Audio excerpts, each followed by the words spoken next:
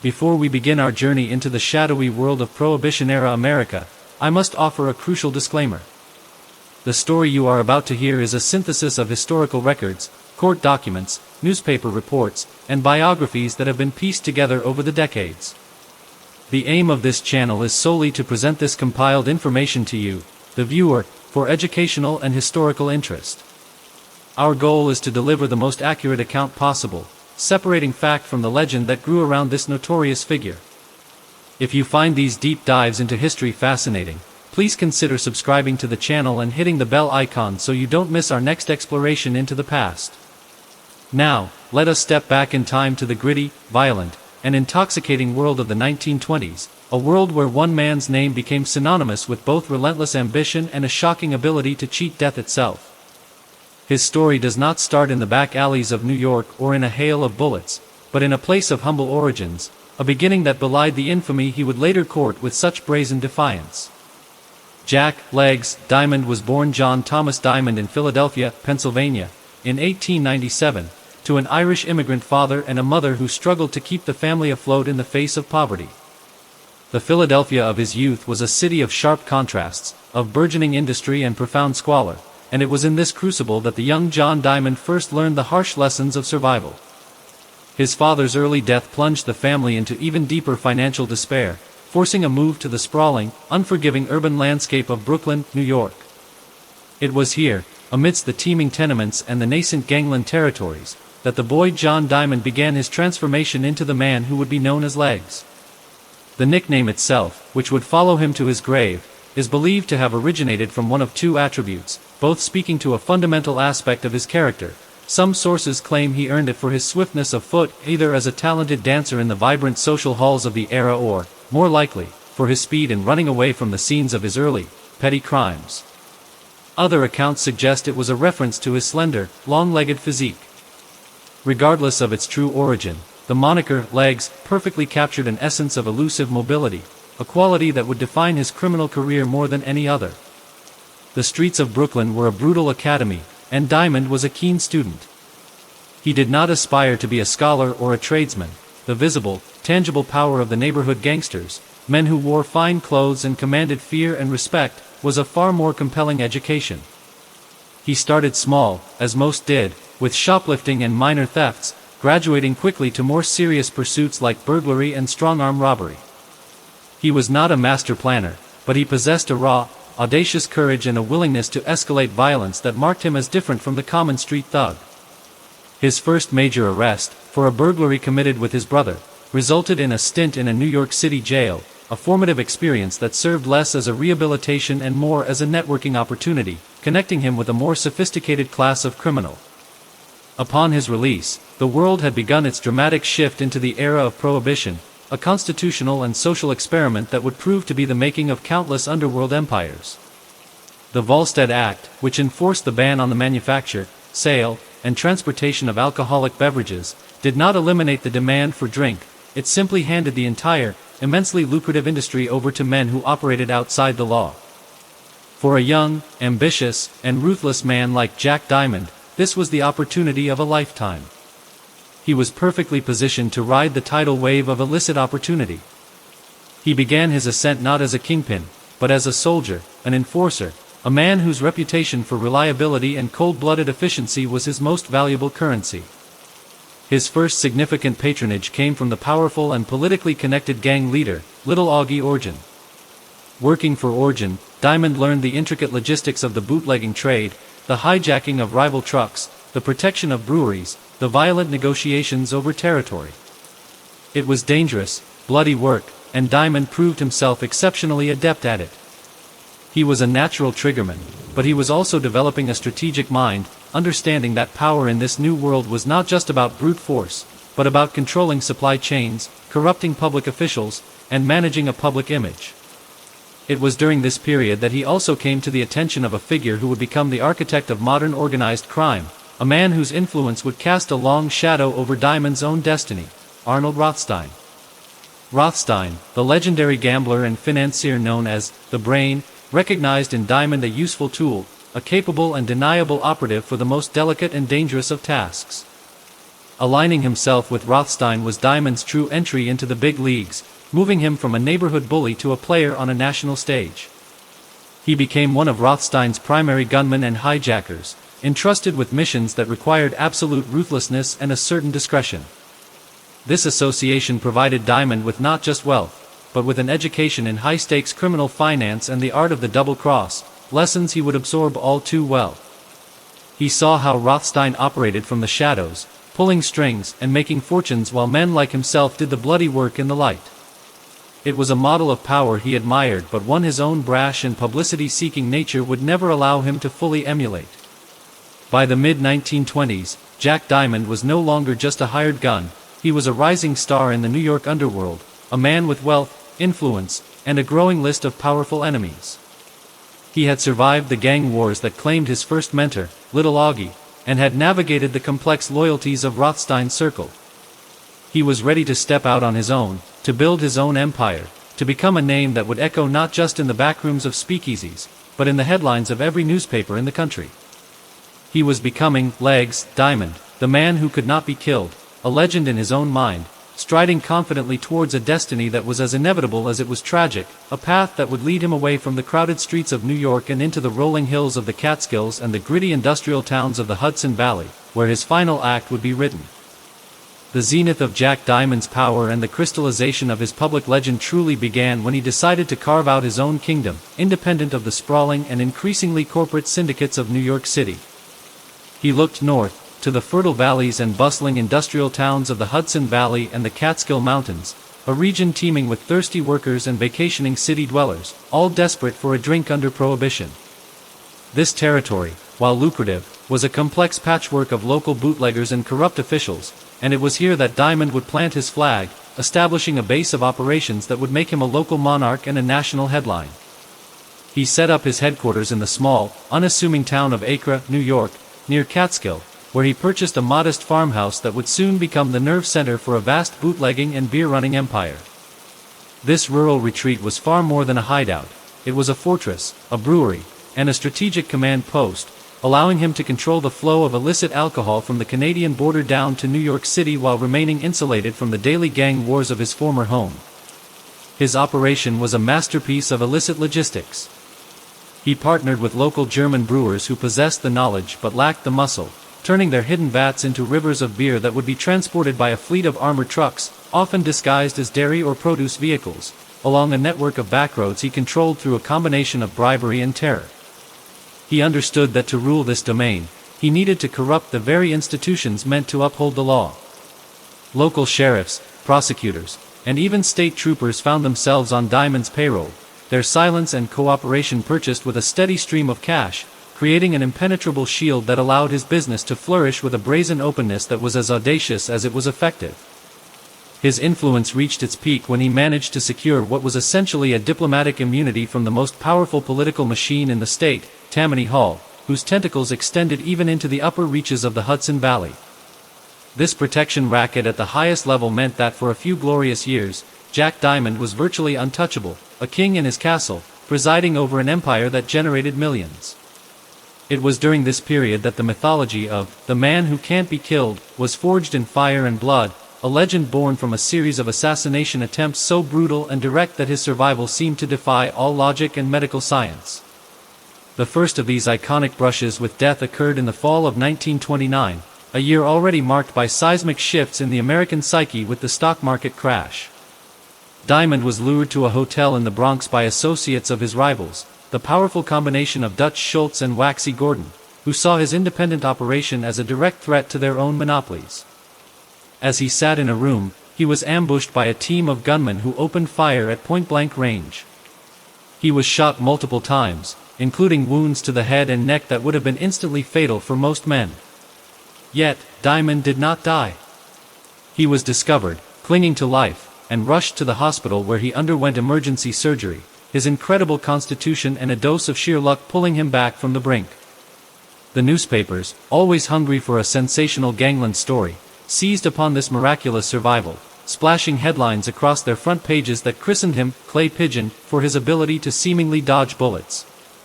This new notoriety was a double-edged sword. it cemented his fearsome reputation but also painted an even larger target on his back, signaling to his enemies that only overwhelming force would be enough to eliminate him.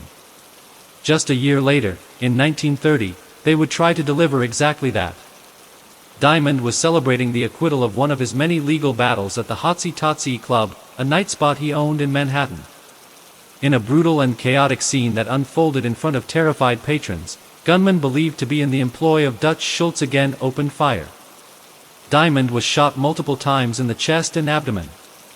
Once again, the world expected to read his obituary, and once again, Jack Diamond confounded expectations. He survived the surgery, recovered from his wounds, and walked out of the hospital, his legend growing exponentially with each bullet he seemingly shrugged off. These near-death experiences did not humble him, they emboldened him. He became more reckless, more flamboyant, believing in his own invincibility. He lived a life of lavish public excess, throwing money around in nightclubs, wearing custom-tailored suits, and squiring showgirls, most notably the glamorous Ziegfeld Follies dancer Kiki Roberts, whose relationship with Diamond would become a central, and ultimately tragic, subplot in his story. This very public romance was a direct affront to his long-suffering wife, Alice, and it further fractured his personal life, creating a domestic turmoil that mirrored the chaos of his professional one. He was no longer just a gangster, he was a celebrity, his every move chronicled by an eager press corps. He gave interviews, he posed for pictures, he became a household name. But this fame was the very thing that his more cunning contemporaries, like Lucky Luciano and Meyer Lansky, wisely avoided. They were building a quiet, corporate-style criminal enterprise designed to operate invisibly within the fabric of society. Diamond, by contrast, was a loud, garish spectacle, a walking, talking challenge to the authorities and a glaring problem for the new breed of organized crime that sought order and profitability over notoriety. His independent streak and his very public profile made him a liability, a loose end that needed to be tied up. The empire he had built in the Catskills began to show cracks as the pressure from both the law and his rivals intensified. The political protection that had once been so reliable began to fray under the weight of relentless media scrutiny and public outrage over his brazen criminality. The federal government, which had previously been a minor nuisance, began to take a serious interest in his tax affairs, seeing an opportunity to bring him down where local law enforcement had failed. The stage was being set for his final, irrevocable downfall, a descent that would be triggered not by a grand battle with a rival gang, but by a single, brutal act of violence in a city that had once been his sanctuary, an act that would finally shatter the myth of invincibility and silence the man who had laughed in the face of death for so long. The final, precipitous unraveling of Jack Diamond's world began not with a dramatic shootout against a rival mob, but in the grim, sordid aftermath of a personal betrayal that exposed the profound carelessness his legendary status had bred in him. The catalyst was a young, hopeful showgirl named Kiki Roberts, whose entanglement with Diamond had blossomed from a flashy affair into a deeply possessive and volatile relationship, one that would inadvertently set the timer on his destruction. Following his miraculous survival from the second major assassination attempt, Diamond had become increasingly paranoid and controlling, his behavior oscillating between grandiose displays of affection and terrifying outbursts of jealousy, a temperament forged in the crucible of constant violence and the gnawing fear that his luck was a finite resource. He installed Kiki in a plush apartment in Manhattan, a gilded cage where he could monitor her movements and assert his dominance, but the vibrant, independent spirit that had initially attracted him to her chafed under this oppressive scrutiny. The relationship, played out in the gossip columns, was a source of intense public fascination and private agony for his wife, Alice, who remained a stoic, if embittered, figure in the background, her loyalty a stark contrast to the chaotic glamour of his life with Kiki. The breaking point came during the summer of 1931, a period that should have been the peak of his power but was instead fraught with escalating tensions. Diamond, convinced that Kiki was being unfaithful, subjected her to intense interrogation and threats, his gangster's mindset unable to comprehend a personal life that couldn't be controlled through intimidation. In a moment of defiance and fear, Kiki fled, seeking refuge from his suffocating presence and the ever-present danger that shadowed him. Her flight was not just a personal rejection, it was a direct challenge to his authority, a crack in the facade of the untouchable king. Enraged, Diamond embarked on a desperate, very public campaign to find her, leveraging his underworld contacts and unleashing his henchmen to scour the city, an act of such reckless visibility that it drew the focused attention of law enforcement agencies that had previously been stymied by his political connections. The New York City Police Department, long frustrated by his ability to evade justice, saw an opportunity in this domestic drama, using Kiki's disappearance as a pretext to intensify their surveillance and pressure on his operations. Meanwhile, the federal government, in the form of the nascent Bureau of Investigation, was closing in from another angle, meticulously building a case for income tax evasion, the same legal weapon that would soon topple his far more powerful contemporary, Al Capone. Diamond's flamboyant lifestyle, his ownership of nightclubs, his lavish spending on cars, clothes, and jewelry, all of it had created a long, audacious paper trail that led directly to wealth he could never legally explain. He was being squeezed from all sides, his empire shrinking under the combined weight of legal scrutiny and the territorial encroachments of the more disciplined syndicates who viewed his chaotic independence as an unacceptable risk to their own, more orderly businesses. It was in this pressure cooker of personal humiliation and professional siege that Diamond committed the act that would sever his last lifeline of political protection and seal his fate irrevocably. He discovered that Kiki had sought solace with a former flame, a small-time gangster and trucker named John "Red" Cassidy. For Diamond, this was the ultimate insult, a personal slight that demanded a response in the only language he truly understood: brutal, unequivocal violence. On a December night in 1931, Diamond, accompanied by his loyal and equally ruthless bodyguard, Simon "Cy" Ziegler, tracked Cassidy to a rooming house in the Bronx. What transpired there was not a gangland execution in the traditional sense, but a crime of passion fueled by a toxic mix of jealousy and wounded pride. Diamond and Ziegler confronted Cassidy, and in the ensuing struggle, shots rang out.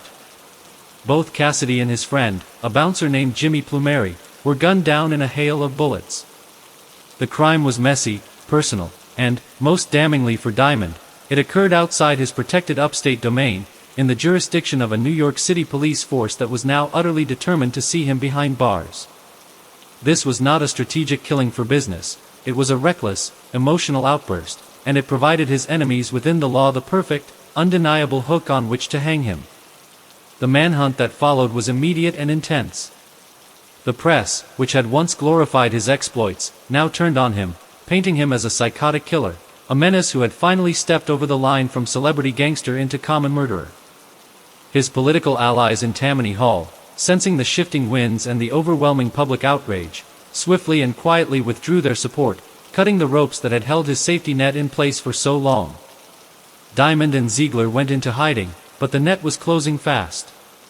They were captured days later, found cowering in an apartment in Brooklyn, a far cry from the defiant king of the Catskills. The subsequent trial was a media circus, the climax of the Jack Diamond story that the entire nation had been waiting for. The prosecution, led by a determined district attorney, presented a compelling case, but the true drama unfolded around the key witness, Kiki Roberts. Her testimony was a sensation, a detailed, heartbreaking account of her life with Diamond, his possessiveness, his threats, and the events leading up to the murder. She was the star witness, the femme fatale whose betrayal would finally bring the giant down. Yet, in a stunning display of his lingering influence or perhaps the sheer force of his legend, Diamond was once again acquitted. The jury, for reasons that remain debated to this day, found reasonable doubt, possibly influenced by the perception of Kiki as a jilted lover with a questionable reputation. He walked out of the courtroom a free man, but his victory was hollow, an illusion. He was a king without a kingdom, a celebrity without admirers, a gangster without power. The acquittal for the Cassidy murder was the last flicker of his charmed life. The federal government's tax case was now ready, and it was airtight. More importantly, his own world had completely collapsed. His bootlegging empire was in shambles, his men had deserted him, and the organized crime syndicate, now coordinated by Lucky Luciano's new commission, had officially marked him for death. He was a liability, a loose cannon whose continued existence was bad for business. He returned to his acre farmhouse, an isolated and broken man, surrounded only by his wife Alice and a handful of the least loyal associates. He was no longer Legs Diamond, the man who couldn't be killed. He was a ghost, waiting for the final, inevitable knock at the door. That knock came in the early morning hours of December 18, 1931, just days after his tax evasion trial had begun. as he slept in a second-floor bedroom of a boarding house in Albany, where he was staying for the trial, an assassin, or more likely, a team of them, crept up the stairs. They entered his room, and with a cold, clinical efficiency that contrasted sharply with the messy passion of the Cassidy killing, they fired 3 bullets into the back of his head as he lay face down on the bed. There was no struggle, no miraculous survival this time. The myth was finally, definitively, shattered. The man who had survived dozens of bullets in spectacular, public ambushes was executed in a quiet, almost mundane setting, a victim of the new, corporate-style violence he had refused to adapt to. His death was not just the end of a man, it was the end of an era, the closing chapter on the flamboyant, individualistic gangster of Prohibition folklore. The cold, pre-dawn stillness of that Albany boarding house on December 18, 1931, was not merely the setting for a murder, it was the quiet, administrative conclusion to a life of spectacular noise and defiance, an execution that served as a corporate decision from the very underworld structure Jack Diamond had scorned. His death was as symbolic as it was physical, a message written in gunpowder and blood about the new order of American crime. There was no dramatic last stand, no final, desperate gunfight against overwhelming odds. Instead, there was only the soft creak of floorboards, the click of a door latch, and the swift, impersonal delivery of 3.32 caliber bullets to the base of his brain, a clinical shot to the medulla oblongata ensuring instant cessation of all bodily function, a far cry from the messy, emotional violence he had perpetrated on Red Cassidy just weeks before. The killer or killers moved with a ghost-like efficiency, entering and exiting the room shared by Diamond and his wife Alice without disturbing any other boarder, leaving behind only the smell of cordite and the profound, echoing silence of an extinguished legend. Alice, sleeping beside him, claimed to have heard nothing, a detail that has fueled speculation for decades. Was she a deep sleeper? Was she complicit in a plot she saw as inevitable, or was she simply so exhausted by the relentless turmoil of her life with Jack that her subconscious willed itself into a stupor to escape the final, terrible moment? The crime scene itself was eerily pristine, offering no useful fingerprints, no forgotten personal items, no witnesses to a fleeing figure. It was a perfect, professional hit, the hallmark of the syndicate that had now consolidated power under Lucky Luciano's vision of a national, business-like commission. The police investigation that followed was, by many accounts, perfunctory, a stark contrast to the media frenzy that had surrounded his every move in life. The authorities questioned the usual suspects, his dwindling list of rivals, his few remaining associates, but there was no real thirst for justice, no dogged pursuit of the truth. The prevailing sentiment, both in the underworld and in the halls of power, was one of relief. Jack Diamond had become an enormous problem, a flashing neon sign pointing directly at the corruption and violence that Prohibition had spawned, and his elimination was a necessary piece of housecleaning. The official narrative quickly settled on the convenient theory that he was killed by his own men, a punishment for the disastrous Cassidy murder which had brought so much heat upon their operations, but historians and crime experts largely dismissed this as too simplistic. The precision and cleanliness of the hit, its location far from his home turf, and the sheer political will required to bypass any remaining pockets of his influence all point to a sanction from the highest levels of the newly formed national crime syndicate. His death was a strategic necessity for men like Luciano and Meyer Lansky, who were methodically transforming organized crime from a series of warring street gangs into a smooth, profitable, and largely invisible corporation. Diamond, with his headline-grabbing antics, his refusal to submit to a higher authority, and his penchant for creating public scandals, was antithetical to this new model. He was a relic, a dangerous anachronism whose continued existence threatened the fragile peace and immense profits of the modern racketeers. In death, the myth-making that had surrounded him in life underwent a final, ironic transformation. The newspapers that had once christened him Clay Pigeon now wrote his definitive obituary, eulogizing not just the man but the entire, violent era he had come to represent. His funeral in Philadelphia was a macabre spectacle, drawing thousands of curious onlookers, a mix of genuine mourners, thrill-seekers, and reporters all gathered to witness the final curtain call of America's most famous gangster. He was buried in a silver-trimmed coffin, a last flash of the gaudy opulence he had loved, but the service itself was a somber affair, a stark reminder that despite the wealth and the notoriety, his life had ended in a small, rented room, alone and hunted. His legacy, in the immediate aftermath, was one of caution. He became the prime example of what happened to a gangster who sought fame over faceless power, who confused notoriety for respect, and who believed his own press clippings about invincibility. For the next several decades, his story faded into the background of Prohibition folklore, a colorful footnote next to the more enduring empires of figures like Capone or the more shadowy, lasting influence of Lansky. However, the saga of Jack Legs Diamond was far from over. It was simply lying dormant, waiting for a new generation to rediscover its compelling, tragic dimensions. The resurgence of interest in true crime and the nuanced re-examination of American history in the latter half of the 20th century brought Diamond back into the spotlight, not as a mere cautionary tale, but as a complex character in the nation's story.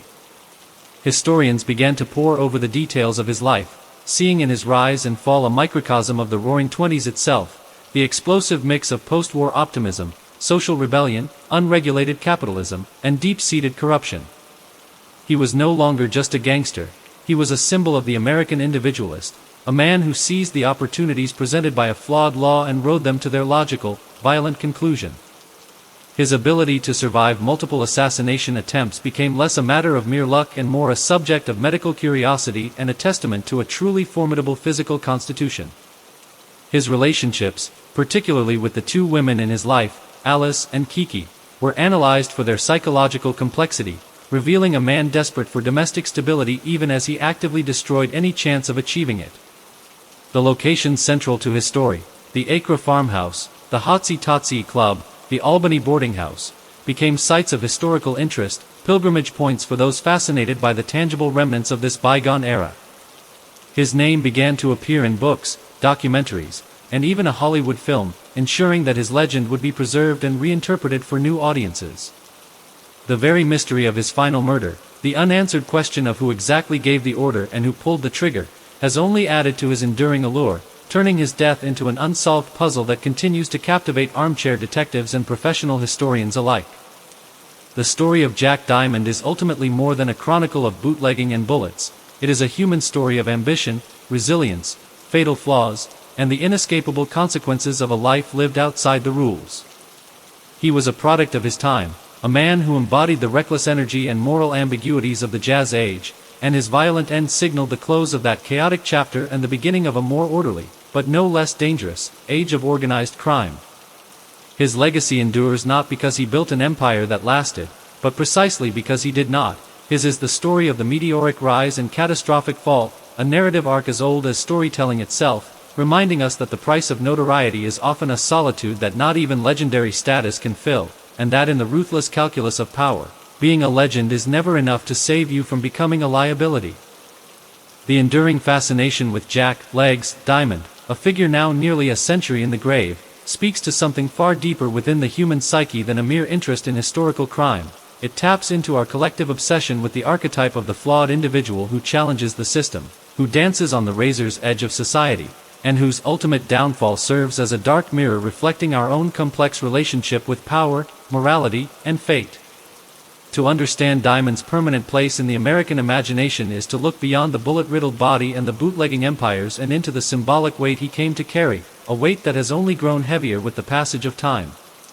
He was, in many ways, the last of his kind, the flamboyant, publicly recognizable gangster whose name was as much a brand as it was an identity, a forerunner to the celebrity criminals of today but operating in an era where the media's power to create and destroy was still in its formative, explosive stages. The newspapers of the 1920s and early 1930s were not just reporting on Diamond, they were active participants in the construction of his myth, coining his nicknames, sensationalizing his escapes, and turning his personal life into a public soap opera, a dynamic that feels eerily prescient in our modern age of viral fame and relentless, 24-hour news cycles. In Diamond, we see the blueprint for the modern anti-hero, a character type that now dominates our television screens and literary bestseller lists. He was not a straightforward villain. He was a man of contradictions, brutally violent yet capable of fierce loyalty, a philanderer who nonetheless relied on the steadfast love of his wife, a shrewd businessman whose pride and temper consistently undermined his own success. This complexity makes him a compelling subject for endless reinterpretation, a figure whose motivations can be endlessly debated. Was he driven by the poverty of his youth, a desperate need to escape the grim destiny laid out for him in the Philadelphia tenements? Or was he simply a man with a pathological appetite for risk, addicted to the adrenaline of violence and the allure of notoriety? There are no easy answers, and it is this very ambiguity that keeps his story alive. Furthermore, his narrative is a masterclass in dramatic irony, the very qualities that ensured his survival and fueled his rise. His audacity, his resilience, his sheer force of will, were the same traits that guaranteed his destruction. He believed so completely in the legend of the man who can't be killed, that he failed to see the larger, more powerful forces aligning against him, forces that valued anonymity and order over individual glory. His death, therefore, is not just an ending, but a profound statement on the evolution of power itself. The wild, chaotic Prohibition era, which allowed a personality like Diamond to flourish, was giving way to a colder, more efficient corporate model, and his execution was a clear signal that the time for colorful lone wolves was over. This transition from individualistic enterprise to syndicated corporatism is a story that resonates far beyond the underworld. It is a central narrative of 20th century America, visible in the rise of big business, the standardization of industry, and the loss of the rugged individualism that had once defined the national character. In this light, Diamond's death is a metaphor for the death of a certain kind of American dream, one built on personal daring and a rejection of conformity, however criminal its expression. For the communities of the Hudson Valley and Catskills, where his legend is most tangibly rooted, his story is woven into the very landscape, a part of local folklore that transcends the simple binary of good and evil. The older generations still speak in hushed tones about the times he was seen in a local tavern or the routes his beer trucks used to take, stories passed down that blend fact and fiction until the man becomes indistinguishable from the myth. The Acre farmhouse, long since changed, remains a point of interest, a physical touchstone to a past that feels both distant and immediately present.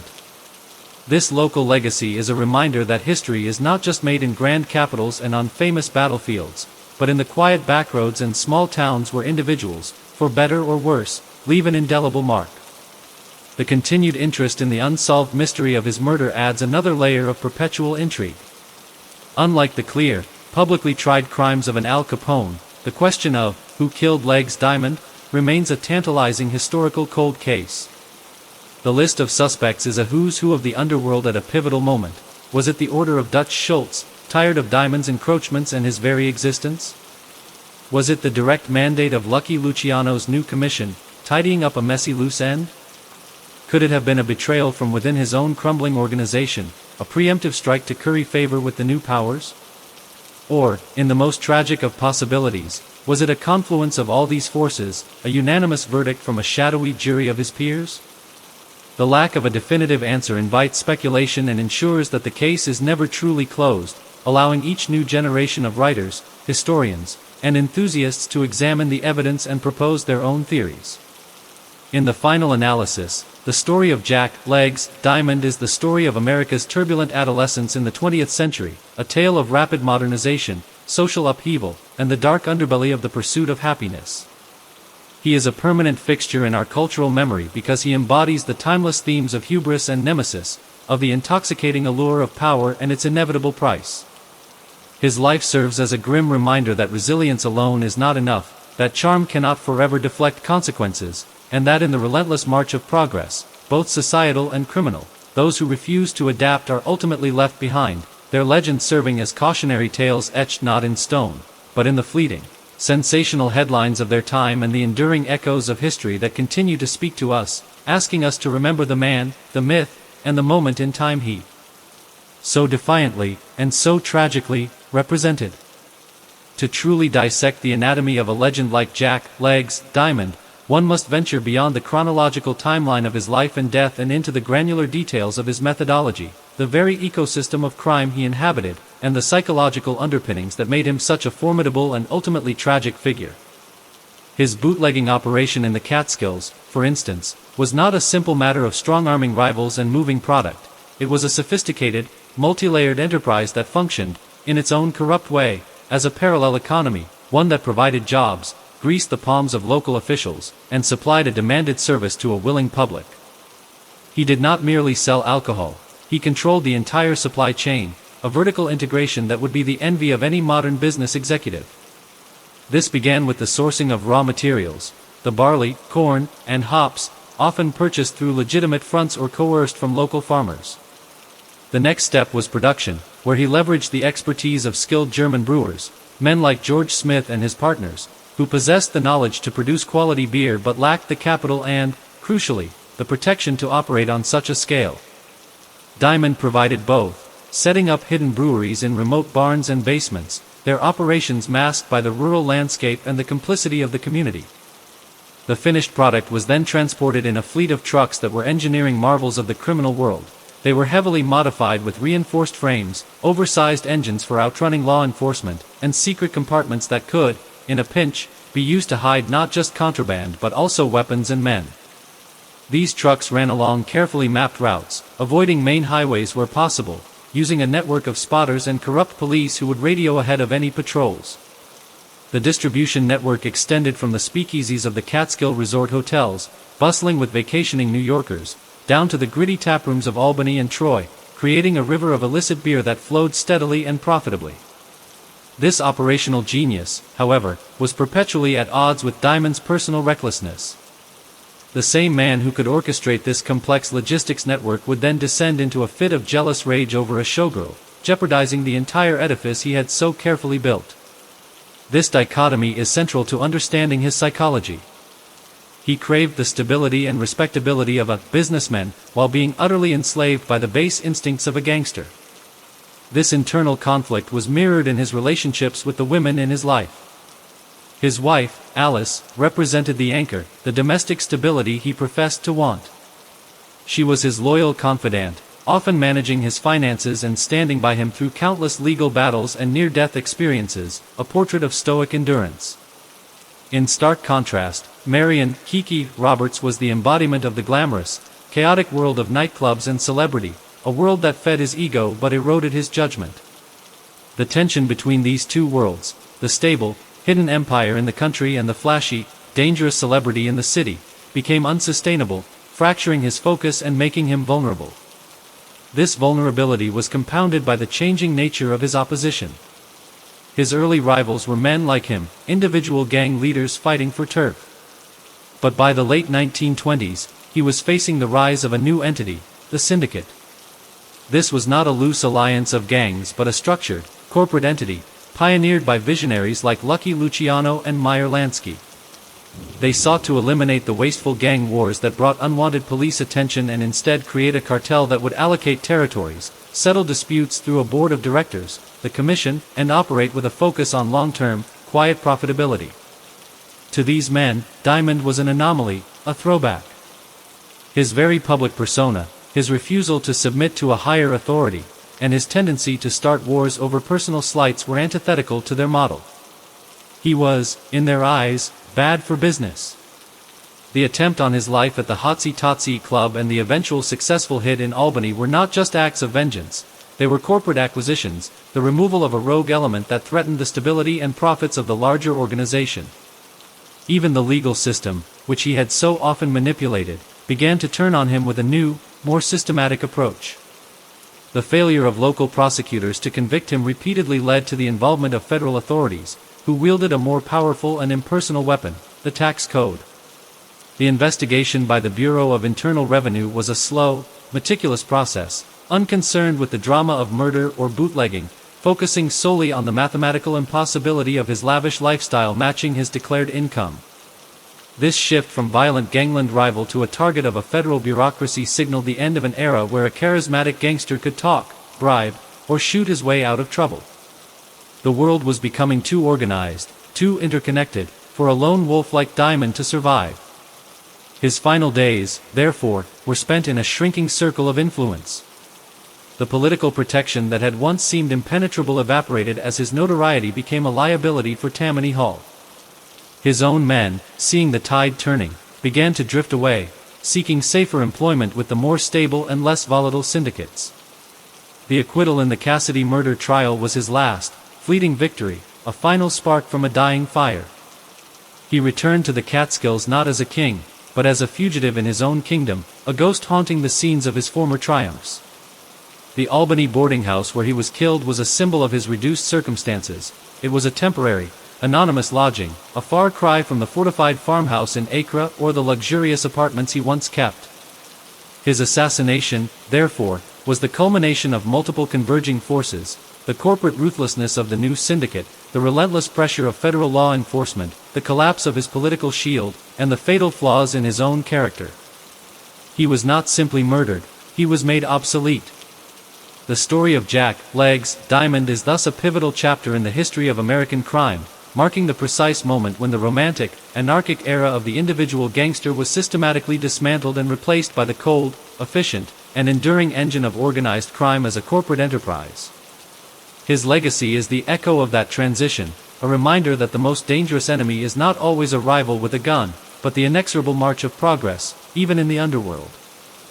The reverberations of Jack Diamond's violent end did not simply fade into the historical record as a closed case, they sent shockwaves through the very fabric of the American underworld, cementing new rules of engagement and serving as a grim object lesson for every aspiring criminal from the tenements of New York to the speakeasies of Chicago.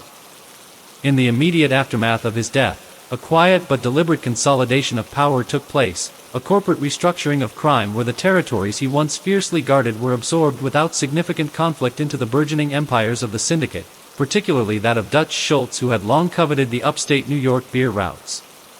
This seamless absorption was itself a testament to the new order. There was no war of succession, no power vacuum that sparked a bloody conflict, because the system now in place was designed to prevent such destabilizing events. The men who had been loyal to Diamond, figures like his brother Eddie and the few remaining enforcers, were presented with a simple, binary choice: assimilate into the new corporate structure or face irrelevance and potential elimination. Most chose the former, their personal allegiances to a dead boss paling in comparison to the pragmatic need for survival and a steady income under the more stable, if less personally charismatic, syndicate leadership. The message was chillingly clear: individuality was a liability, and flamboyance was a death sentence. The next generation of gangsters, those who would rise to power in the post-prohibition era of gambling, labor racketeering, and narcotics, studied the Diamond saga not as a blueprint for success, but as a comprehensive manual on what not to do. The archetype of the public gangster, the man who gave interviews and was photographed with showgirls, was effectively retired. In his place emerged a new model: the invisible businessman.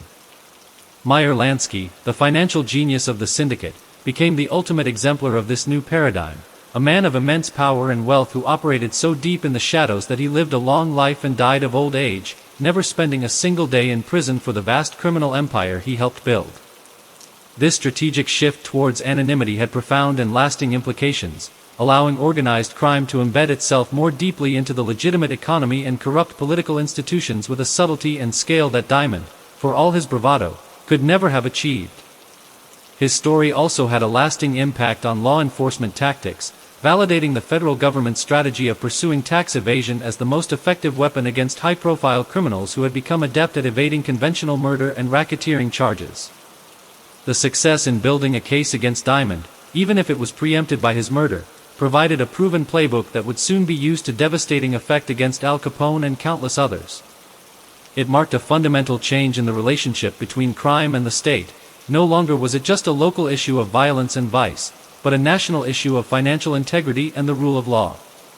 The Bureau of Internal Revenue, later the IRS, became an unexpected but formidable frontline soldier in the war on crime, its agents armed with ledgers and subpoenas proving far more effective than police officers with badges and guns. For the public, the death of Diamond and the subsequent rise of the faceless syndicate changed the nature of the national conversation about crime.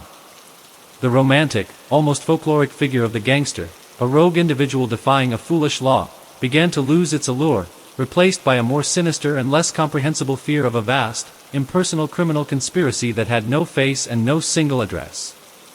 This was a more insidious kind of threat, one that couldn't be personified or easily understood, a hidden corruption that was somehow more frightening than the public violence of the Prohibition era. The cultural processing of Diamond's life and times began almost immediately, transforming him from a contemporary news headline into a permanent fixture of American mythology. He became a staple of true crime pulp magazines, his story sensationalized and repackaged for a public still hungry for the gritty details of his multiple survivals and his tumultuous love life. Later, he would inspire characters in literature and film, most notably in William Kennedy's Legs, a novel that delves deeply into the psychological complexity and the local Albany lore surrounding the gangster, solidifying his literary significance. In these retellings, the historical man gradually gave way to the symbolic figure, a representation of a specific, lost American moment. He became a touchstone for exploring themes of Irish-American immigration and assimilation, of the desperate scramble for the American dream by any means necessary, and of the inherent tension between individual ambition and societal control. The very geography of his story, from the Philadelphia slums to the Brooklyn streets, from the glittering nightclubs of Manhattan to the secluded farms of the Catskills, and finally to the shabby boarding house in Albany, maps a uniquely American journey, one of relentless movement and reinvention that ultimately leads to a dead end. The unanswered questions surrounding his death have ensured that his story never grows cold. They are the embers that keep the legend warm. Theories continue to be debated with the fervor of historical detectives. Was the fatal order given by Dutch Schultz finally eliminating a persistent thorn in his side? Was it a directive from the newly formed commission, with Luciano and Lansky signing off on the elimination of a problematic independent operator? Could it have been a joint operation, a consensus hit that served the interests of multiple parties? The Albany police, perhaps due to corruption, incompetence, or a simple lack of resources, never closed the case, and the official file remains as inconclusive as the day the body was discovered. This enduring mystery is a final, fitting coda for a man whose entire life was shrouded in ambiguity and contradiction. Jack Legs Diamond was a man of his time, but his story is timeless because it is, at its core, a human tragedy of Shakespearean proportions. It is the story of a man with formidable strengths, courage, resilience, ambition, and charisma, who was ultimately betrayed by his equally formidable weaknesses, hubris, impetuosity, and a fatal inability to see the larger picture. He is a permanent cautionary tale, a figure frozen in the flash of a gunshot, reminding us that the pursuit of power, when divorced from wisdom and restraint, leads inevitably to a lonely room and a silent, anonymous end. His once loud legend now just a whisper in the annals of history, a story we continue to tell not because of the empire he built, but because of the spectacular way it all fell apart. The cultural afterlife of Jack Legs Diamond is a phenomenon almost as fascinating as his violent existence, a testament to how a life cut short can be endlessly resurrected and reimagined, its bones picked over by historians, its spirit channeled by artists, and its mysteries pondered by generations far removed from the gritty reality of the Prohibition era. In the decades following his death, the man slowly dissolved into the myth, his specific crimes and personal quirks sanded down into the smooth, archetypal shape of the gangster who cheated death, a figure whose narrative utility proved endlessly adaptable. The initial wave of coverage, the sensational pulp magazines and quickie biographies that hit newsstands in the 1930s, presented a simplified, melodramatic version of his story, heavy on the gunplay and the glamour of Kiki Roberts, light on the complex economic and social forces that created him. He was packaged as a commodity of caution and thrill, a dangerous ghost from a recent, wild past that America was already trying to forget as it plunged into the Great Depression and then the Second World War. It was during this period of national introspection and global conflict that the Diamond legend went dormant, receding from the forefront of popular consciousness, living on only in the memories of those who had lived through his reign and in the specialized files of crime reporters and police archivists. But the seeds of his revival were being sown in the post-war years, as America began to look back with a newfound nostalgia on the Roaring Twenties, a period that seemed, from the distance of the conformist 1950s, to be a time of unparalleled freedom and rebellious energy. The first significant literary reclamation of Diamond came not from a historian, but from a novelist, William Kennedy, whose Legs, published in 1975, did more than any factual account to restore the gangster's humanity and complexity. Kennedy, through his deep connection to Albany and his masterful prose, didn't just recount the events of Diamond's life. He crawled inside his head, exploring the labyrinth of his ego, his paranoia, his desperate need for validation, and his twisted code of honor. The novel presented Diamond not as a two-dimensional thug, but as a perverse American entrepreneur, a man whose criminality was a form of ambition run amok, a dark reflection of the capitalist drive. This literary treatment granted Diamond a new kind of legitimacy, elevating him from a subject of true crime to a subject of literature, a character worthy of serious psychological and philosophical examination. This renewed interest coincided with a broader cultural fascination with the mafia, fueled by films like The Godfather and The Valachi Papers, which created an audience hungry for authentic stories from the underworld. Diamond's story offered a prehistory, a look at the chaotic, formative years before the Cosa Nostra became a household name. He was the wild ancestor, the pioneer whose chaotic methods were streamlined and corporatized by the likes of Luciano. Television documentaries began to feature his story, using grainy photographs and dramatic reenactments to bring his tale to a new generation, always focusing on the irresistible hook of the multiple assassination attempts, a real-life action hero who kept getting back up. The rise of the internet in the late 20th and early 21st centuries democratized this historical inquiry, transforming passive viewers into active researchers. Genealogy websites allowed amateurs to trace Diamond's family tree.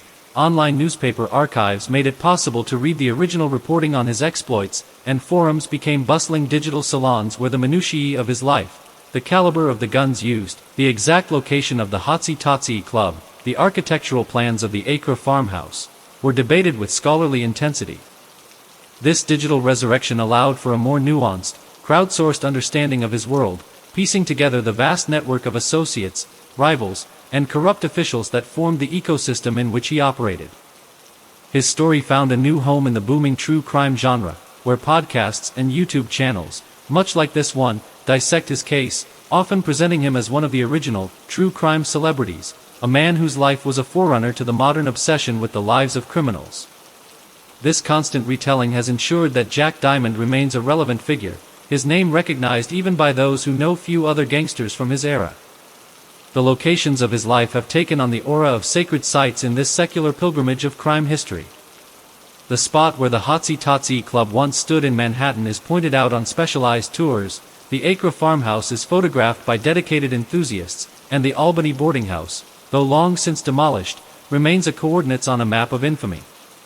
This geographical connection makes the past feel tangible, a story not just read but one that can be visited and touched. The enduring mystery of his murder is the engine that powers this perpetual interest machine. In an age where we are accustomed to having answers, the unresolved nature of his assassination is a persistent itch. It invites speculation and theory crafting, allowing everyone to become a detective. Was it a lone gunman from the Schultz organization, or a team sent by the commission? Was there a local Albany component, a betrayal from within the city's own corrupt political machine that felt he had become too hot to handle? The lack of closure is narratively unsatisfying in the best possible way, making his story feel alive and ongoing, a cold case that might, in someone's imagination, still be solved. Ultimately, the enduring legacy of Jack "Legs" Diamond is that he transcended his own mortality to become a permanent part of the American story, a dark folk hero whose life is a canvas upon which we project our ongoing anxieties about ambition, fame, violence, and the corrupting nature of power. He is a reminder that history is not just about presidents and treaties, but also about the outlaws and renegades who operate in the shadows, shaping the culture in ways both visible and invisible. His journey from the impoverished son of immigrants to the king of the Catskills to a corpse in a boarding house is a uniquely American saga, a tragedy of overreach that continues to captivate, caution, and compel us to look back into the smoke-filled rooms of the past, searching for the man behind the myth, forever the clay pigeon who finally, inevitably, fell. To truly grasp the full scope of Jack Diamond's impact, one must look beyond the man himself and into the intricate web of lives he touched, the minor characters in his drama whose own fates were irrevocably altered by their proximity to his volatile star, painting a broader, more human picture of the collateral damage left in the wake of his ambition. Consider the plight of his wife, Alice, a woman whose story is often relegated to a footnote but whose resilience in the face of relentless turmoil is its own remarkable saga. She was the constant, the anchor in the hurricane of his life, managing his finances with a shrewdness that often kept his empire afloat, visiting him in hospital rooms after each brush with death, and standing by him in courtrooms, her face a mask of stoic loyalty. Her life was one of perpetual anxiety, waiting for the phone to ring with news of another shooting, another arrest, or worse. After his murder, she did not fade into wealthy obscurity. Instead, she was left to navigate the aftermath, the legal battles over his diminished estate, and the enduring notoriety of her name. She became a ghost herself, a widow tethered to a legend, her own identity forever consumed by her role as Legs Diamond's wife. Then there was Marion Kiki Roberts, the Ziegfeld Follies dancer whose brief, intense affair with Diamond catapulted her into a spotlight she never sought and ultimately broke her. After her devastating testimony at the Cassidy murder trial, a performance that sealed Diamond's reputation as a jealous killer even in acquittal, her life took a tragic turn. The glamour of the stage was replaced by the stigma of the gangster's moll. She was shunned by polite society and haunted by the press.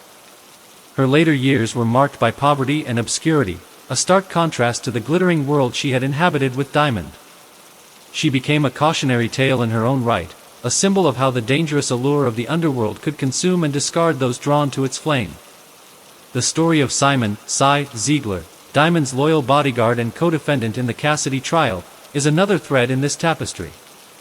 His fate was inextricably linked to his bosses. Acquitted alongside Diamond, he found himself adrift in the new syndicate-dominated landscape, a marked man by association. His knowledge of Diamond's operations and his involvement in the Cassidy murder made him a liability, and he lived the remainder of his life looking over his shoulder, a testament to the fact that loyalty to a fallen king is often a death sentence in the court of the new regime. Even the lesser-known figures, like the German brewers George Smith and his partners, who provided the technical expertise for Diamond's beer empire, saw their lives upended. Their specialized knowledge, once their ticket to wealth under Diamond's protection, became a curse after his death. They were either absorbed into the syndicate's operations under far less favorable terms, coerced into working for new, less personal masters, or they were pushed out entirely, their breweries seized or dismantled, their once lucrative partnership dissolved into the ether of organized crime's consolidation. The political figures who had enabled Diamond, the sheriffs and judges on his payroll, also faced a reckoning, albeit a quieter one. The intense publicity surrounding his final year and his murder shone an uncomfortable light on the corruption that had festered in the Hudson Valley, leading to investigations, lost elections, and a gradual, if incomplete, cleansing of the political landscape. Diamond's death, therefore, was not an isolated event. It was a seismic shock that sent ripples through an entire ecosystem, ruining some lives, redirecting others, and ending a few prematurely. This broader view forces us to consider the true cost of his legend, a cost paid not just in his own blood but in the shattered dreams and altered destinies of dozens of others who were merely satellites to his sun. This human wreckage stands in stark contrast to the cold, calculating efficiency of the syndicate that replaced him.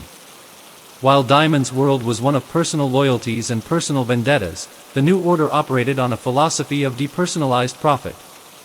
A man like Meyer Lansky, who outlived Diamond by nearly half a century, understood that emotion was the enemy of enterprise.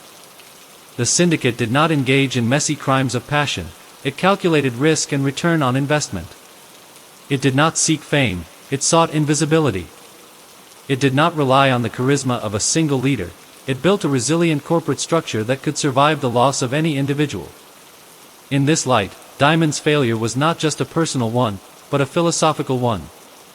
He was a feudal lord in an age that was rapidly transitioning to nation-states.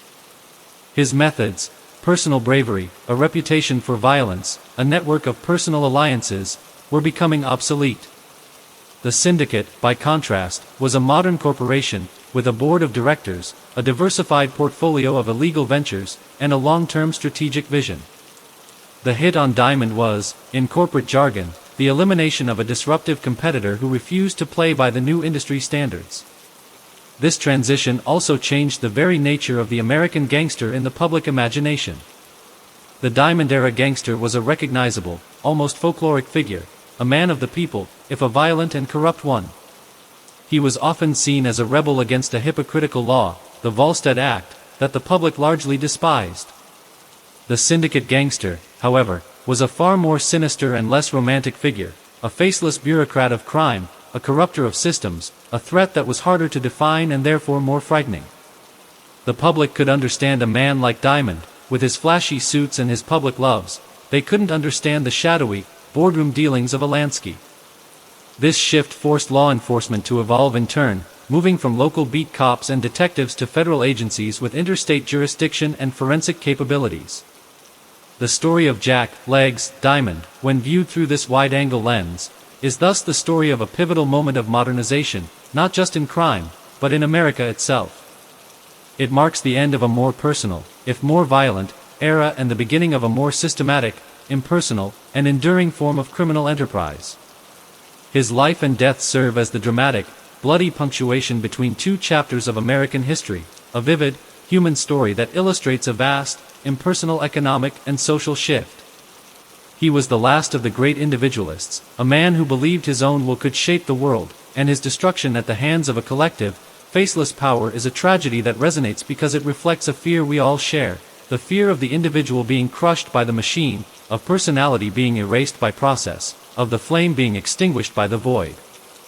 The final, enduring image of Jack Legs Diamond, lying lifeless in that Albany boarding house, is a still point around which an entire universe of historical interpretation, cultural reflection, and moral questioning continues to orbit, a narrative black hole whose gravitational pull draws us back again and again to ponder the deeper meanings etched into his brief and violent life.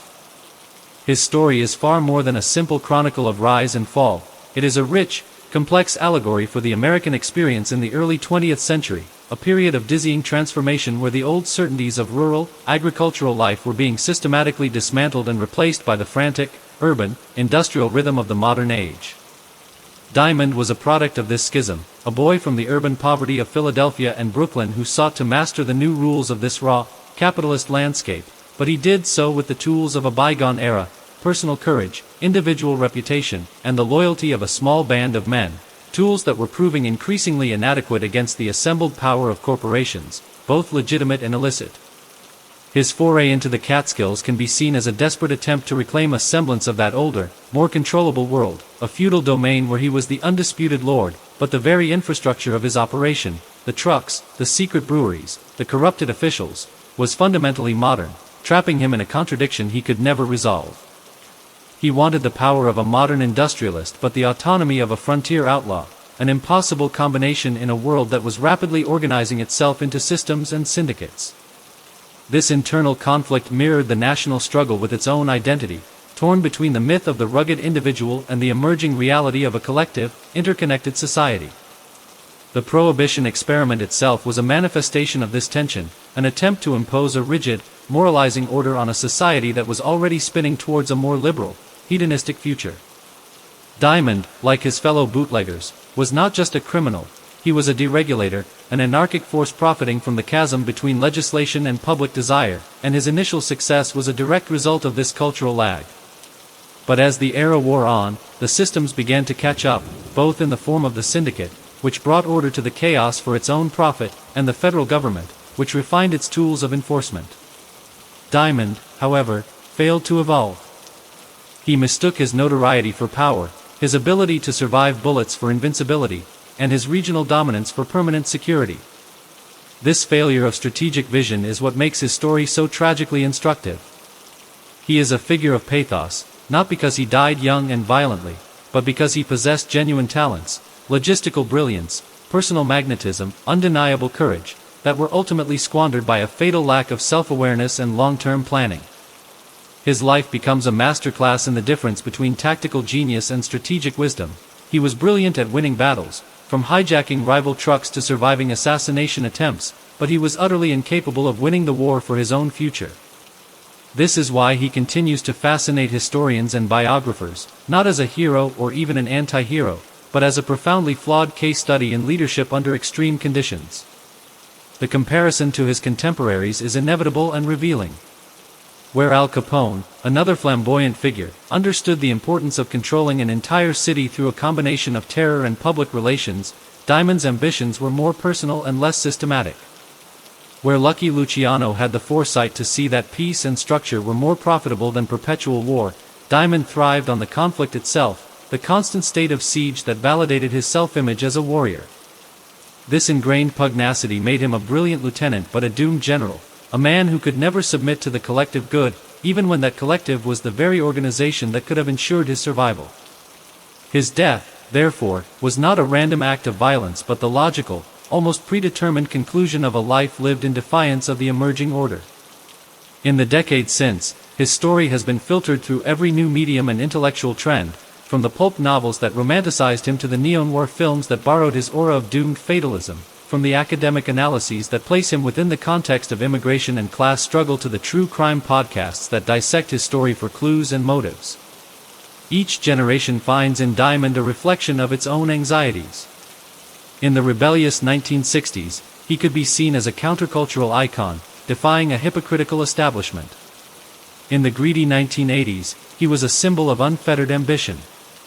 In our current age of influencer culture and curated personal brands, his story reads as a chilling precursor to the perils of building an identity on notoriety, a warning that the same media machine that builds you up can just as easily tear you down, and that in the end, the audience's appetite for drama is insatiable and ultimately destructive. The physical locations of his life have taken on this layered meaning as well.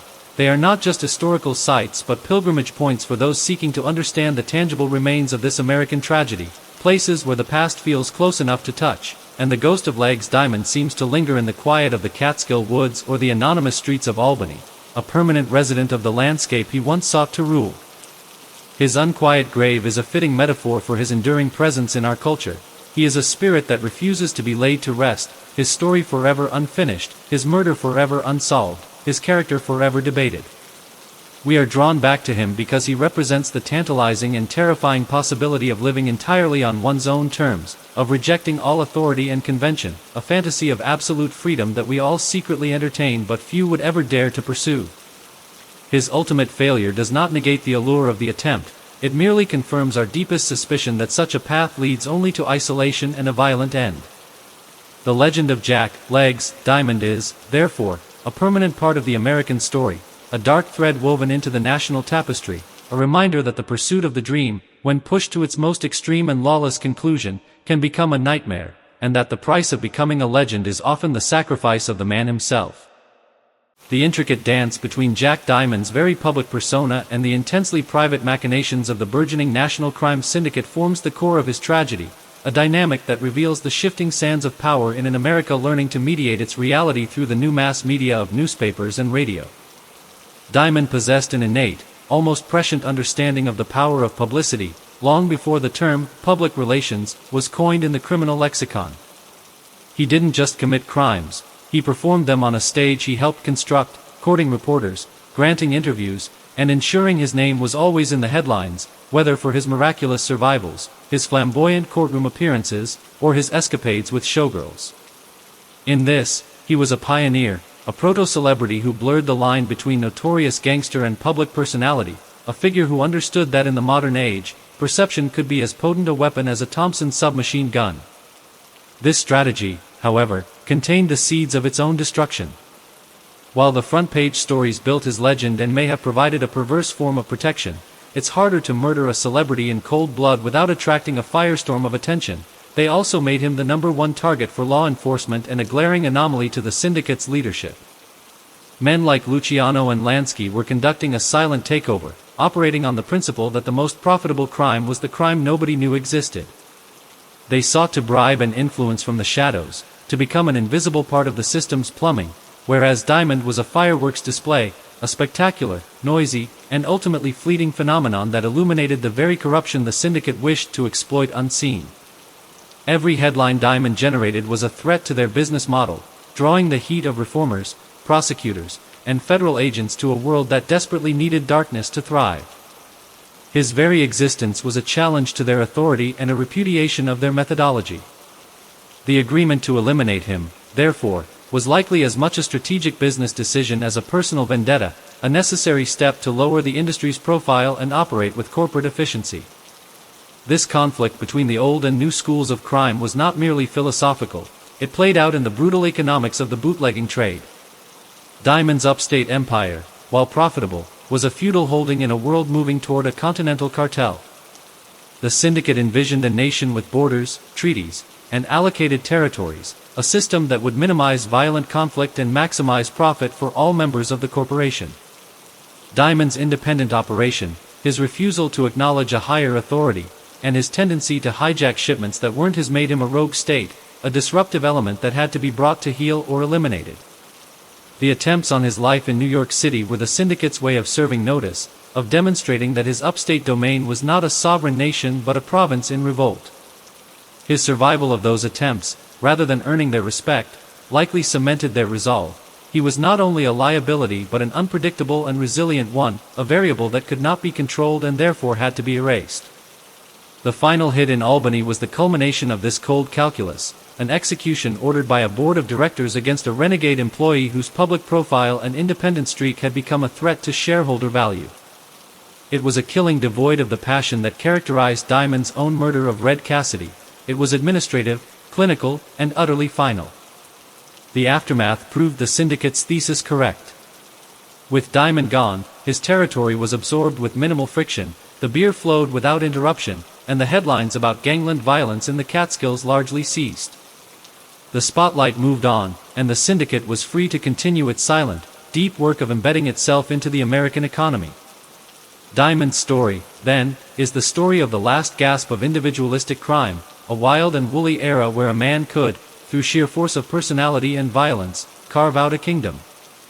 His death marked the dawn of the age of organized crime, a more durable, more insidious, and far less romantic force in American life. We remember him not because he was the most powerful or the richest, but because he was the last of his kind, a spectacular anachronism whose flame burned brightly and briefly against the encroaching, impersonal darkness of the modern world. His legacy is a paradox. He sought immortality through fame and became immortal precisely through his failure, a permanent cautionary tale about the dangers of hubris, the limits of individual will, and the relentless, grinding power of the system, whether it wears a badge or a pinstripe suit. He is a ghost that haunts the American imagination, a reminder of a time when crime had a face, a name, and a legend, before it disappeared into the silent, efficient, and unaccountable machinery of the corporation. The profound and lasting silence that followed the thunderclap of Jack Diamond's murder was perhaps the most telling evidence of the New World Order that had sanctioned it. There were no reprisals, no bloody wars of succession, no impassioned eulogies from the Underworld's elite, only a quiet, efficient absorption of his assets and a collective sigh of relief from the power brokers who had viewed his chaotic reign as a dangerous anachronism. In the days and weeks after his body was discovered, the narrative was not controlled by his remaining associates, who were too terrified or pragmatic to seek vengeance, but by the press and the police, who now, freed from the magnetic pull of his living persona, could begin the work of dissecting his legacy with a clinical detachment that was impossible while he still drew breath. The newspapers that had once christened him Clay Pigeon and breathlessly reported his every move now turned their attention to the broader implications of his death, writing obituaries that served as eulogies not just for a man, but for an entire era of flamboyant, individualistic criminality. They analyzed his life as a completed arc, a rise and fall with a clear moral, framing him as a victim of his own notoriety and a warning to others who might be tempted to follow his path. The police investigation, while officially ongoing, lacked the fervor that had characterized previous manhunts for the still-breathing Diamond. The prevailing sentiment among law enforcement was that the problem had, in a grim but effective manner, solved itself. The Underworld, meanwhile, conducted its own, far more consequential inquest. The message of Diamond's death was received loud and clear by every independent bootlegger, every neighborhood boss with aspirations of grandeur. The age of the lone wolf was over. The syndicate, having demonstrated its reach and its ruthlessness, found its recruitment efforts suddenly simplified. Resistance seemed not just futile, but suicidal. Diamond's former lieutenants, men like his brother Eddie, faced a stark choice: assimilate into the new corporate structure under the command of Dutch Schultz or other syndicate captains, or face economic ruin and potential physical elimination. Most chose the former, their personal loyalties to a dead boss evaporating in the face of this new, impersonal reality. The seamless transition of his bootlegging routes and brewing operations into the syndicate's portfolio was a masterclass in corporate acquisition, a hostile takeover executed with brutal finality. This period of consolidation solidified the power of Luciano's commission, proving its ability to enforce its will across state lines and against formidable, if flawed, independent operators. The death of Jack Diamond became the syndicate's founding myth, a story they would never tell publicly but one that circulated in whispers, serving as an object lesson in the cost of defiance. For the public, the spectacle was over. The gangster who had been a constant, dramatic presence in the headlines for years was suddenly gone, and the void he left was quickly filled by the deepening crisis of the Great Depression. The existential struggles of breadlines and bank failures made the exploits of a murdered bootlegger seem like a relic from a distant, more frivolous past. The national mood had shifted from the rebellious hedonism of the jazz age to a grim struggle for survival, and the romantic figure of the gangster, who defied an unpopular law, lost much of its cultural currency. In his place emerged a more ambiguous and less glamorous fear of vast, unseen criminal conspiracies, a fear that was harder to combat and more psychologically unsettling than the straightforward threat of a man with a gun. This transition in the public consciousness was mirrored in popular culture. The gangster films of the pre-code era, like Little Caesar and The Public Enemy, which had glorified the rise and fall of charismatic criminals, began to give way to more complex narratives. The fictionalized versions of Diamond that would appear in later years were less often portrayed as triumphant rebels and more frequently as tragic figures, men doomed by their own fatal flaws, their stories serving as critiques of a society that created them even as it destroyed them. The legend of Legs Diamond was no longer just a thrilling tale of crime and punishment, it was becoming a piece of social history, a lens through which to examine the profound dislocations of early 20th century America. His Irish immigrant background, his rise from poverty, his violent end, all of it fit a classic American narrative, but with a uniquely dark and cynical twist. He had achieved the wealth and fame that the American dream promised, but it had brought him not contentment, but a lonely and violent death. His story became a counter-narrative to the myth of inevitable success, a reminder that the same ambition that could lift a man from the tenements could also consume him entirely. The physical spaces associated with him began their long transformation from operational centers to historical landmarks. The Acre farmhouse, once a fortified command post, became a curiosity, a place where the new owners would eventually have to contend with the gawkers and the ghost hunters. The sites of his shootings in New York City were gradually rebuilt and forgotten, their bloody history buried under layers of new concrete and the relentless forward march of the city. The Albany boarding house, the most significant of all, was eventually demolished, its memory preserved only in photographs and the meticulous notes of crime historians. This physical erasure paralleled the fading of the man from living memory into history. Yet, as the direct witnesses died off, the legend found new life in the realm of scholarship and artistic interpretation. He became a subject not for reporters, but for biographers and novelists, who could sift through the evidence with a dispassionate eye and explore the deeper themes of his life. The unanswered questions surrounding his murder ensured that his story would never be entirely closed, inviting perpetual re-examination. The case remains, on the books, unsolved, a cold case that continues to generate theories and debates. Was it a simple, straightforward hit ordered by Dutch Schultz? Or was it a more complex, collaborative decision by the Commission, a joint resolution to eliminate a shared problem?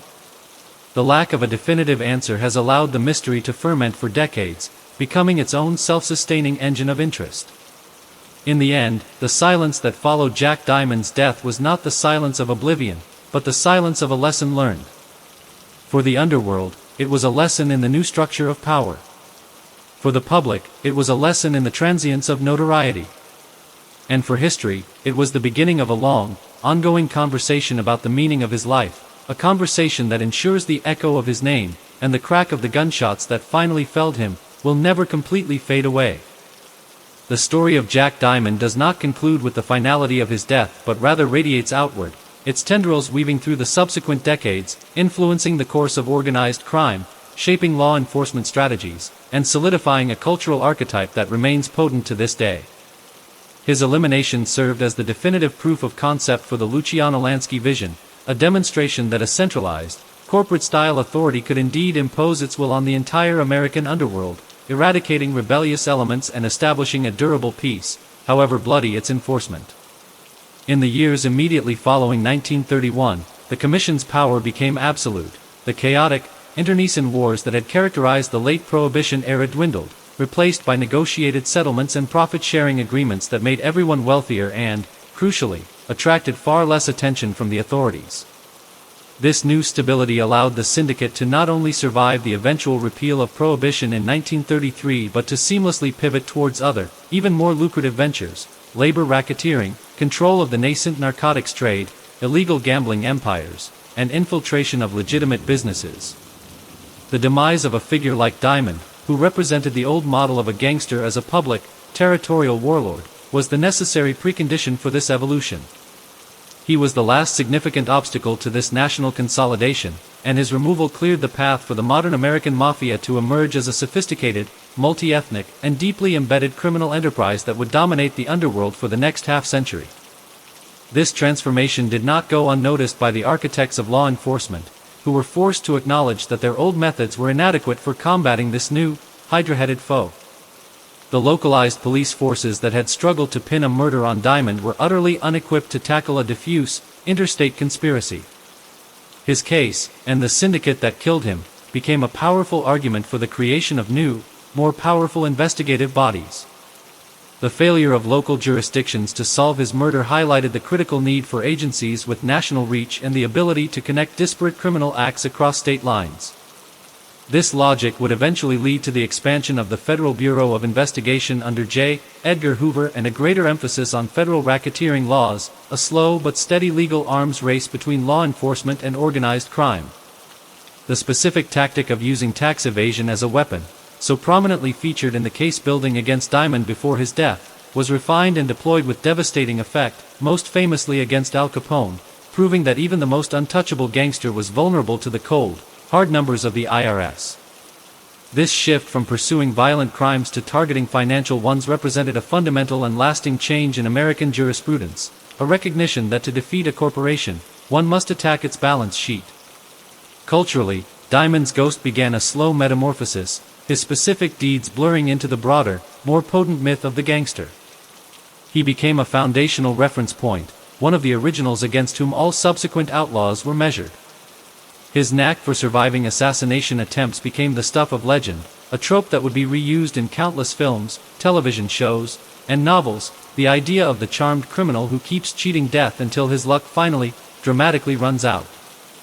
His flashy style, his public romances, and his defiant attitude were distilled into the essential DNA of the cinematic gangster, influencing the portrayal of characters from Rico Bondello to Tony Soprano. He embodied the classic tragic flaw of hubris, a man so convinced of his own invincibility that he could not see the walls closing in, a narrative arc that satisfies a deep-seated human desire for moral order and poetic justice. As the 20th century progressed, his story was periodically rediscovered and repackaged for new audiences. In the socially conscious 1960s and 70s, he could be reinterpreted not as a villain but as a product of a sick society, a man driven by poverty and a twisted version of the American dream. Later, in the true crime boom of the 1980s and 90s, the focus returned to the gritty details of his bootlegging operations and the unsolved mystery of his murder, catering to an audience fascinated by forensic details and historical whodunits. The digital age has granted his story a form of immortality, with archives of newspaper articles, historical photographs, and dedicated websites ensuring that every detail of his life is just a click away, allowing for a level of public scrutiny he never could have imagined. This constant recontextualization ensures that Jack Legs Diamond is never a static historical figure but a perpetually evolving one, his meaning shifting with the preoccupations of each new generation.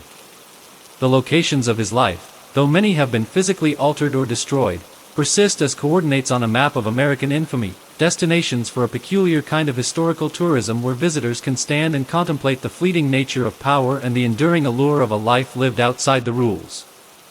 His grave, his farmhouse, the sites of his shootings, they are all pilgrimage sites, places where the past feels palpably close.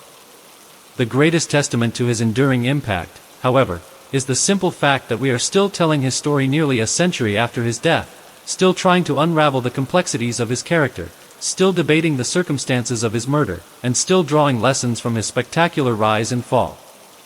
He remains because his story is more than a chronicle of crime. It is a foundational American parable about ambition, identity, and the price of defiance, a dark and enduring star in the constellation of our national mythology. To truly appreciate the scale of the Shadow Jack Diamond cast, one must consider the void his departure created, a vacuum filled not by another flamboyant individual but by the faceless, bureaucratic machine of the syndicate, an entity far more difficult to personify, romanticize, or combat. The world he left behind was a quieter, more orderly, and infinitely more cynical criminal landscape, one where the flamboyant risks he took were seen as amateurish and the public fame he craved was viewed as a professional death sentence. In the years following his murder, the gangsters who thrived were the ones who had learned his lesson by proxy, men like Frank Costello, known as the Prime Minister of the Underworld, who cultivated political connections with a subtlety Diamond never possessed, or Vito Genovese, who operated with a ruthless, behind-the-scenes efficiency. The era of the gangster as a public celebrity, a figure who gave interviews and was known to every man on the street, was effectively over. The new model was to be a ghost in the machine, a silent partner whose name might never appear in the newspaper but whose influence was woven into the fabric of unions, businesses, and politics. This shift had a profound impact on the public's relationship with organized crime. The romantic, almost sympathetic figure of the bootlegger, providing a desired service against an unpopular law, was replaced by the more sinister image of the corrupter, the extortionist, the invisible hand that manipulated prices and corrupted labor. The violence, when it occurred, was no longer the dramatic, midday shootout in a crowded nightclub. It was the silent, back-alley disappearance, the car bomb, the body found in a swamp, messages sent not to the public but to other members of the criminal fraternity. This new, corporate entity that emerged from Diamond's ashes was, in many ways, a more formidable adversary for society. It was harder to rally public outrage against an abstraction, and its decentralized nature made it resistant to the decapitation strikes that had felled leaders like Diamond. Law enforcement's victory in removing him was, in this light, a Pyrrhic one. They had eliminated a dramatic symptom, but the disease had already mutated into a more resilient and systemic form. The legacy of his life also forced a reckoning within the communities that had hosted his empire. In the Catskills and the Hudson Valley, the memory of his reign created a complex local folklore, a mixture of fear, nostalgia, and a perverse sense of pride. For some, he was a dangerous criminal who had brought violence and corruption to their doorstep. For others, he was a local boy who had made good, in his own fashion, a provider of jobs and a symbol of defiance against distant authorities. The stories that were passed down often emphasized his charm, his generosity to those who were loyal to him, and his almost supernatural ability to evade death, softening the harder edges of his brutality and the terror he could instill. This process of myth-making is a common human response to figures of great power and notoriety, a way of taming the past and integrating its more unsettling elements into a manageable narrative. The physical remnants of his world became touchstones for this folklore. The Acre farmhouse, for instance, was not just a building, it was a local monument, a place where the legend was kept alive through whispered stories of hidden tunnels, secret meetings, and buried treasure. This gravitational pull of his story extends into the realm of economics and social history as well. His bootlegging operation can be studied as a perverse example of entrepreneurialism, a case study in identifying market demand, managing complex logistics, and navigating a hostile regulatory environment through strategic corruption. He was, in a twisted sense, a pioneer in the field of supply chain management, albeit for an illegal product. His rise and fall also illuminate the precarious nature of the immigrant experience in America. As the son of Irish immigrants, his story is part of the larger narrative of ethnic groups using both legitimate and illegitimate means to climb the economic ladder in a society that often offered them limited avenues for advancement. While most chose the path of hard work and political organization within the system, a significant minority, like Diamond, saw the underworld as a faster, if far more dangerous, route to prosperity and power. His life, therefore, is a window into the social pressures and limited opportunities that helped fuel the great crime wave of the Prohibition era. The enduring mystery of his murder, the question of whose finger was truly on the trigger, continues to exert a powerful fascination because it represents the ultimate unanswered question at the heart of his story. In a life so public, so documented, so filled with sound and fury, the final, most important act was committed in silence and shadows. This lack of closure is narratively unsatisfying in a way that makes his story feel perpetually contemporary, an open file that invites each new generation to play detective. It connects his story to the timeless human fascination with unsolved mysteries, from the identity of Jack the Ripper to the fate of Amelia Earhart. We are drawn to these historical puzzles because they represent a challenge to our desire for order and explanation. They are loose threads in the tapestry of the past, and we cannot resist the urge to pull on them. The story of Jack Legs Diamond is, in its entirety, one of these great, sprawling, unfinished puzzles. It is a story about America's growing pains, about the death of one kind of ambition and the birth of another, about the price of fame and the nature of power. It is a story that continues to be told because, in the end, we are still trying to understand the man himself, to separate the legend from the reality, and to comprehend how a life of such intense vitality and audacious defiance could be extinguished so completely, leaving behind only an echo that grows fainter with each passing year, yet never quite disappears. The enduring enigma of Jack Diamond's character lies not in the broad strokes of his criminal resume, which is well documented, but in the profound psychological contradictions that drove him, a tangled knot of motivations that continues to defy easy explanation and fuels the endless reinterpretation of his life. He was a man who projected an image of unshakable bravado, yet his personal history suggests a deep-seated insecurity born from the poverty and powerlessness of his youth, a desperate need to assert his dominance over a world that had initially offered him so little. This inner conflict manifested in nearly every aspect of his behavior.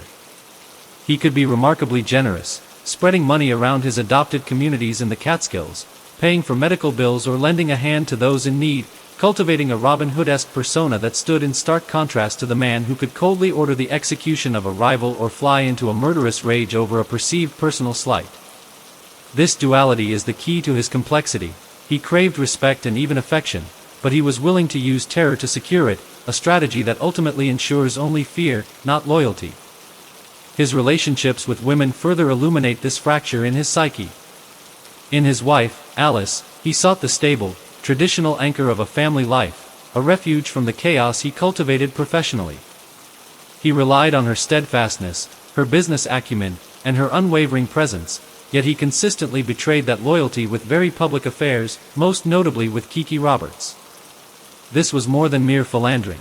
It was a self-sabotaging impulse, a demonstration that he could not be tied down, that he was above the conventional morals that governed other men. With Kiki, he was drawn to the glamour and excitement she represented, the embodiment of the fast-paced, celebrity-driven world of New York City nightlife that fed his ego. Yet, he tried to control her with the same brutal tactics he used in his business, turning their relationship into a gilded cage from which she eventually fled, an act of defiance that triggered his final, fatal descent. This pattern suggests a man who was perpetually dissatisfied, who was constantly looking for an identity that fit, oscillating between the respectable businessman, the feared gang lord, and the celebrity bon vivant, never fully committing to any single role and ultimately failing at all of them. His much-vaunted courage, his ability to walk fearlessly into dangerous situations, can also be viewed through a psychological lens, not as fearlessness, but as a form of pathological risk-taking, an addiction to the adrenaline of danger that allowed him to feel truly alive. This addiction to risk likely explains his most baffling strategic error, his refusal to submit to the emerging syndicate. For a man like Diamond, whose entire identity was built on being his own boss, answering to a higher authority, even one that promised greater wealth and security, would have been a psychological impossibility. It would have meant a return to the powerlessness of his childhood, a surrender of the hard-won autonomy that defined him. He would rather have ruled a small, independent kingdom under constant siege than be a comfortable, well-paid vice president in a vast, impersonal corporation. This stubborn individualism was his greatest strength and his ultimate Achilles heel. It allowed him to build his empire from nothing, but it prevented him from taking the one step that might have saved his life. This deep dive into his psychology also forces us to reconsider the very nature of his legendary ability to survive assassination attempts. While his physical toughness and sheer luck were undeniable factors, his survival also relied on a network of informants, corrupt officials, and his own cunning, a testament to his skills as a criminal operator. However, each survival seems to have reinforced a dangerous cognitive bias in his mind, the belief that he was personally invincible. He began to confuse survival with invulnerability, a fatal error in judgment. The bullets he survived did not make him stronger, they made him more reckless, more convinced of his own myth, and blind to the fact that his enemies were learning from their failures and would simply adjust their tactics until they succeeded. His downfall, therefore, was not a sudden event but a slow-motion unraveling, a cascade of poor decisions fueled by this overinflated sense of self. The jealousy that led to the Cassidy murder, the very public manhunt for Kiki, the alienation of his political protectors, all were actions of a man who believed the normal rules no longer applied to him. In the end, the most formidable enemy Jack Diamond faced was not Dutch Schultz, or Lucky Luciano, or the district attorney, it was his own ungovernable personality. His story is a classic tragedy in the Shakespearean mold, where the hero is brought low not by external forces alone, but by a fatal flaw within his own character. For Diamond, that flaw was a hubris so profound that it blinded him to the shifting realities of the world around him. He was a man out of time, a feudal warlord in an age of corporate mergers, a spectacular anachronism whose dramatic exit from the stage marked the definitive end of an era. We are still piecing together the fragments of his life because he represents a timeless human type, the charismatic, deeply flawed individual whose ambitions exceed his wisdom, whose talents are undermined by his passions, and whose life serves as a dark, cautionary lesson on the limits of the self-made man. He is a figure who refuses to be neatly categorized, a source of endless fascination because, in his contradictions, we see reflected the complex, often conflicting, desires that drive us all, the desire for love and the thirst for power, the need for security and the lure of freedom, the search for identity and the fear of being defined. The ghost of Legs Diamond lingers because his story is, ultimately, a human one, a reminder that behind the headlines and the legend was a man, flawed and fragile, trying to carve his name into the world before the world could erase him. The geographical landscape of Jack Diamond's life and crimes is not merely a backdrop but an active character in his story, a series of territories that both reflected and shaped his ascent and his eventual isolation, mapping his journey from anonymous urban poverty to a rural kingdom and finally to a lonely, anonymous death. His story begins in the crowded, gritty streets of Philadelphia and then Brooklyn, environments where he learned the brutal calculus of survival, where anonymity was the norm and power was seized through direct, immediate violence. These densely packed neighborhoods were a crucible, forging his initial criminal identity as a street-level thug and burglar, but they offered little room for the grand-scale empire he would later envision. His move upstate to the Catskills and the Hudson Valley was a strategic and symbolic masterstroke, a conscious decision to trade the crowded, syndicate-controlled battlegrounds of New York City for a domain he could personally dominate. This region, with its rolling hills, secluded farms, and network of small industrial towns, was the perfect canvas for his ambitions. It was close enough to the immense market of New York City to be profitable, yet far enough away to operate with a degree of impunity, insulated from the daily turf wars of his rivals. The Acre farmhouse was more than a hideout. It was the capital of his personal kingdom, a fortress from which he could command his beer-running operations, corrupt local officials with a personal touch, and present himself not just as a gangster, but as a local power broker, a landowner, a man of substance. This rural setting allowed him to cultivate a different kind of myth, one of the benevolent, if feared, local patron, a figure far removed from the stereotypical urban hoodlum. He understood the geography of power in a way his city-bound rivals often did not. He controlled the roads, the rivers, and the remote breweries, turning the natural topography of the region into a defensive moat and a commercial highway. This dominion over a specific, tangible territory was the pinnacle of his power, but it also contained the seeds of his vulnerability. By rooting his empire so deeply in one place, he made himself a stationary target. In New York City, a gangster could disappear into the teeming crowds. In the Catskills, everyone knew where to find Jack Diamond. This paradox defined his later years. The very kingdom that gave him power also made him vulnerable, a stark contrast to the syndicate's leaders who were increasingly nomadic and faceless, operating from hotel suites and anonymous offices, their power derived from networks, not real estate. The locations of his near deaths and his final death further chart this geographical narrative. The assassination attempts in the Bronx and at the Totsy club in Manhattan were warnings from the syndicate, violent messages delivered on their home turf, reminding him that his upstate domain was not a sovereign nation. His final journey to Albany was a retreat from his stronghold, a necessary move to face the federal tax evasion charges that represented yet another form of modern, bureaucratic power he struggled to comprehend. Albany, the state capital, was a different kind of territory altogether, a place of politicians and lawyers, of courtrooms and government ledgers, a world where his usual tools of violence and bribery were less effective. The boarding house where he was killed was the antithesis of the Acre farmhouse. It was transient, anonymous, and utterly devoid of power, a symbol of how far he had fallen from his rural throne. His murder there was a deliberate choice by his killers, a statement that he could be reached even in this nominally neutral space, that his influence had shrunk to nothing. After his death, the geography of his legend began to solidify. The Acre farmhouse, the Totsy club site, the Albany boarding house, these places became pilgrimage sites, their very ordinariness now charged with historical significance. This transformation of physical space into historical landmark is a process reserved for figures who have captured the public imagination, and Diamond's locations joined the map of American infamy alongside places like the OK Corral or the St. Valentine's Day Garage.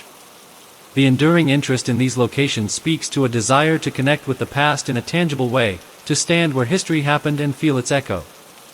For the residents of the Catskills, this geographical legacy is a mixed blessing, a source of macabre local pride and a constant reminder of a violent, lawless chapter in their history. The landscape itself seems to hold the memory, with local legends of buried loot from his hijackings or ghostly apparitions at the old farmhouse persisting for decades, a folkloric afterlife that ensures his name remains woven into the local identity. This deep connection between the man and his territory makes his story a uniquely American saga of the frontier, albeit a criminal one. He was a pioneer who went west, not to the open plains, but to the New York wilderness, to carve out his own domain through force of will and violence. And like so many frontier stories, it ended in a violent confrontation with a larger, more organized power that sought to impose its own order on the territory. The story of Jack Legs Diamond is, therefore, inextricably linked to the soil of the Hudson Valley, the asphalt of New York City, and the grim brick of an Albany boarding house. We cannot fully understand the man without understanding the map of his life, a cartography of ambition that charts a course from crowded obscurity to solitary dominance and, finally, to a lonely room where the geography of a life spent conquering territory was reduced to the four walls of a rented room and the sound of a trigger being pulled in the dark. The intricate and often misunderstood financial architecture of Jack Diamond's criminal enterprise reveals a sophistication that belies his popular image as a mere thug with a gun, showcasing a business acumen that, had it been applied legitimately, might have made him a titan of industry, yet it was ultimately undermined by the same personal extravagance and volatile temperament that characterized his public life. His bootlegging operation was not a simple cash-in-a-suitcase affair but a complex, vertically integrated corporation with distinct departments for production, logistics, distribution, and security, all requiring meticulous management and a constant flow of capital. The production side, centered around the hidden breweries in the Catskills, involved significant upfront investment in equipment, raw materials like barley and hops, and the skilled labor of brewmasters like George Smith, whose expertise was as crucial to the product's quality as Diamond's muscle was to its delivery.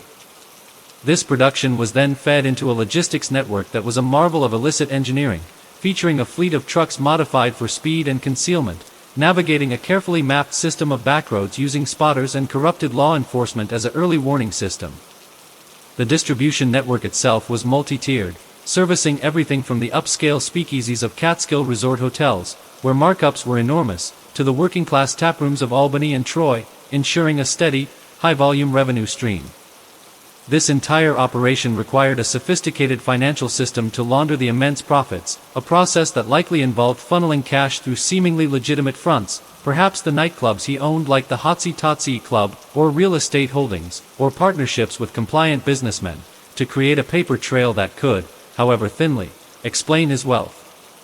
This is where the federal government's tax evasion case gained its traction, as the sheer scale of his visible spending on custom suits, luxury cars, and flashy jewelry far outstripped any possible legitimate income he could declare. His financial downfall was a classic case of a successful entrepreneur being unable to manage his own success.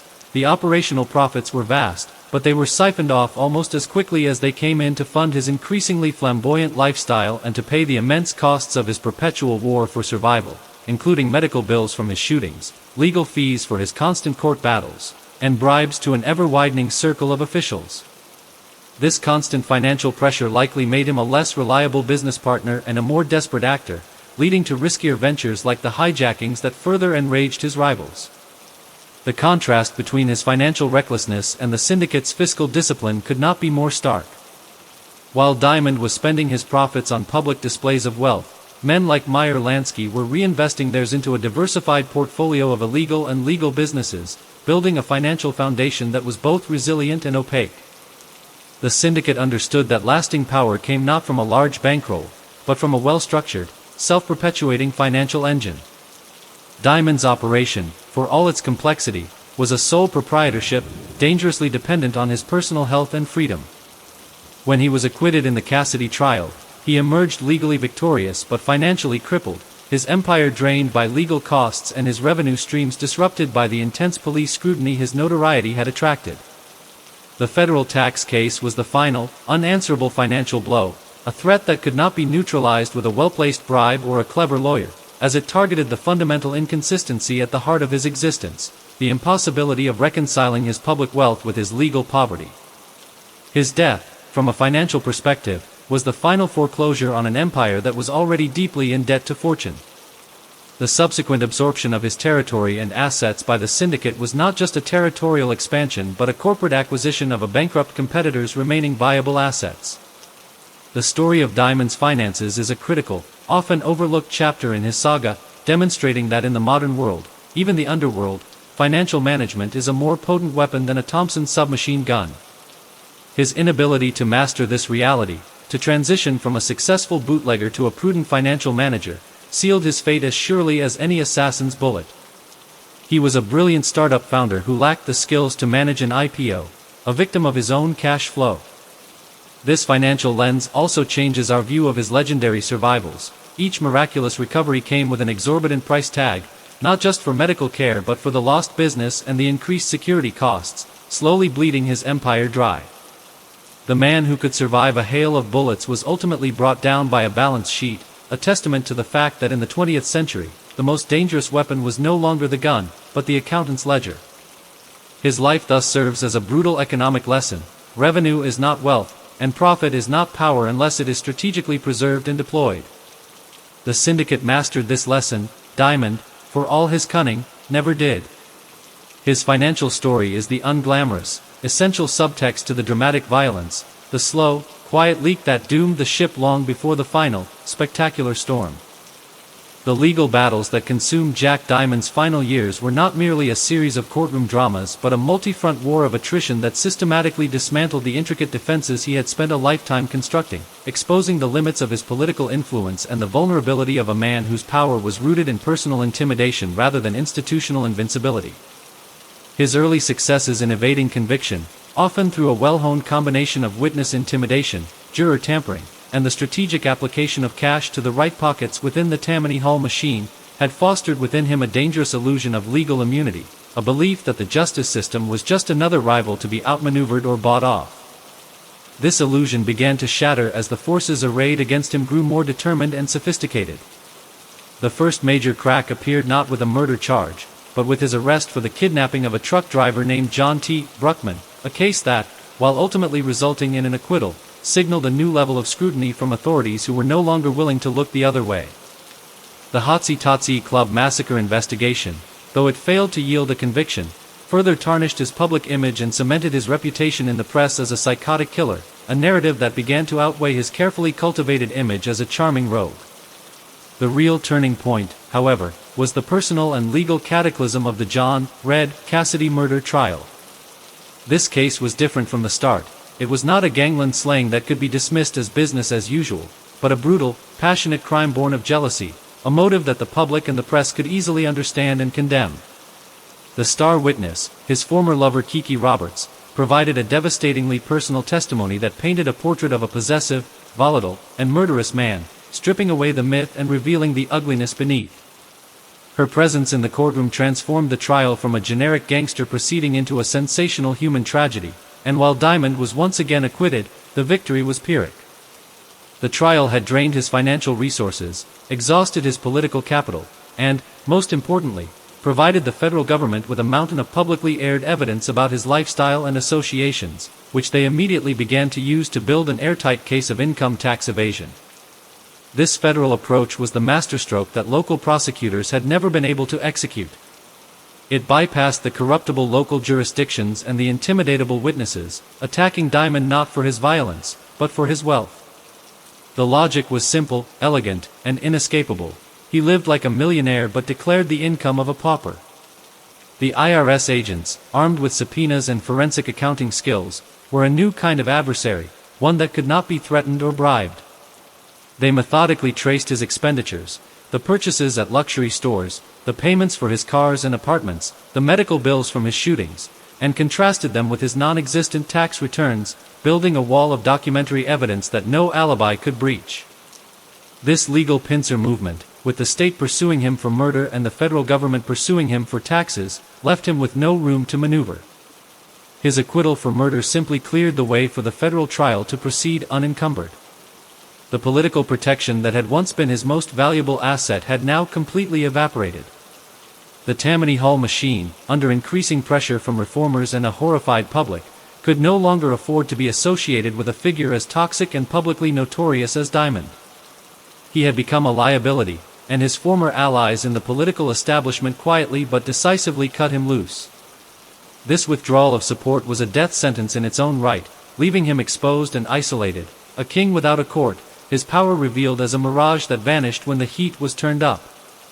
His final journey to Albany for his arraignment on the tax charges was a humiliating descent into the belly of the beast, a forced confrontation with the very state government he had once so easily manipulated. The boarding house where he was killed was a symbol of his reduced circumstances, a temporary, anonymous lodging for a man who had once commanded a rural fortress. His assassination there, before he could even stand trial, was the ultimate testament to his legal defeat. His enemies, recognizing that the wheels of justice were now grinding inexorably against him and fearing what he might reveal under pressure, simply rendered the entire process moot. The legal system, in the end, did not need to convict Jack Diamond. It had already cornered him, stripped him of his power, and made him a sitting duck for the executioners who represented the new, more efficient order of criminal enterprise. His story demonstrates with brutal clarity the evolution of American jurisprudence in the face of organized crime, a shift from relying on eyewitness testimony and local prosecutions to employing the impersonal, irrefutable power of federal financial statutes. He was a transitional figure, one of the last major gangsters to be pursued primarily with the old tools and one of the first to be effectively doomed by the new. The man who had laughed in the face of murder charges was ultimately destroyed by the tax code, a poignant and enduring lesson that in the modern state, the most formidable power is not the power of life and death, but the power of the purse.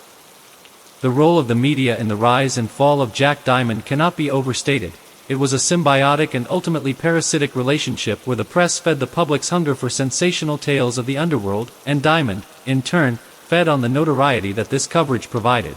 A dangerous dance that amplified his power while simultaneously painting a bullseye on his back that would eventually prove fatal. In the booming newspaper culture of the 1920s, an era before television and the internet, the front page was the most powerful platform in the country, and gangsters provided a relentless source of dramatic copy that sold millions of papers. Diamond possessed an innate, almost modern understanding of this dynamic, and he cultivated reporters with the same care he cultivated politicians, understanding that a favorable, or at least dramatic, portrayal could serve as a layer of protection and a tool of intimidation. He was not a shadowy figure. He was a public one, granting interviews, being photographed in his sharp suits, and allowing his persona to be crafted in the bold headlines of the day. It was the press that christened him Clay Pigeon after his first miraculous survival, a nickname that perfectly encapsulated his emerging legend and one that he undoubtedly relished. Each subsequent brush with death was chronicled in ever more dramatic detail, transforming him from a mere gangster into a near mythological figure, a man who seemed to defy the very laws of mortality. This celebrity status granted him a perverse form of immunity. It's one thing to kill a rival gangster, but it's another to assassinate a public icon, an act that guarantees a firestorm of police pressure and media scrutiny. However, this same fame became a double-edged sword. While it may have given some of his underworld rivals pause, it made him the primary target for ambitious prosecutors and federal agents looking to make a name for themselves by taking down a legend. The media's narrative began to shift as his actions grew more reckless and personally motivated. The kidnapping of John Bruckman and the Hotsy Club massacre were reported not as daring criminal exploits, but as the actions of a man spiraling out of control. The climax of this media relationship was the Cassidy murder trial, a tabloid circus where his private life, his volatile relationship with Kiki Roberts, and his jealous rage were splashed across the front pages for the entire nation to consume. The press, which had once glorified his survival skills, now portrayed him as a psychotic cuckold, a dangerous and unstable killer. This shift in narrative was devastating. It eroded any lingering public sympathy and turned him into a monster that needed to be put down. The same machine that had built him up was now tearing him down with equal fervor, demonstrating the fickle nature of fame. For the syndicate, this relentless media attention was a nightmare. Luciano and Lansky were trying to build a low-profile, efficient corporation, and Diamond's very public implosion was drawing exactly the kind of heat they were trying to avoid. Every headline about Diamond was a threat to their business, a spotlight shining on the dark corners they needed to keep hidden. His elimination, therefore, was as much about public relations as it was about territorial control. It was about shutting down a damaging news cycle. His death itself was the final, perfect media event for the legend of Legs Diamond. The front-page stories of his execution in a seedy boarding house provided a poetic and morally satisfying end to the saga they had been narrating for years. The man who had survived so many dramatic, public shootings had been quietly, clinically dispatched in a private room, a stark contrast that the press was quick to highlight. The story had a neat, tragic arc, and the papers were able to package it as a cautionary tale with a definitive conclusion. In the years that followed, the media's role shifted from news reporting to legend curation. His story was repackaged in true crime pulps, then in history books, and eventually in documentaries and online articles, each iteration refining the myth and ensuring its passage to new generations. The media created Jack, Legs, Diamond the legend, and in the end, they were also responsible for cementing his legacy as a tragic, flawed figure whose rise and fall encapsulated the violent exuberance and ultimate disillusionment of the Prohibition era. He was a creature of the headlines, and his life serves as an early and powerful example of the destructive potential of a symbiotic relationship between a criminal and the press, a warning that would be echoed in the stories of countless other celebrity outlaws in the decades to come.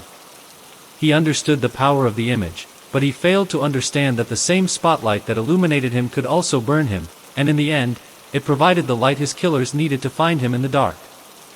The enduring mystery of who precisely gave the order for Jack Diamond's execution and which hand held the gun that fired the fatal bullets is the loose thread that forever prevents the tapestry of his life from being neatly folded away into the archives of history, a perpetual source of speculation that has fueled the work of historians, crime writers, and amateur sleuths for nearly a century, transforming a gangland hit into an enduring cold case.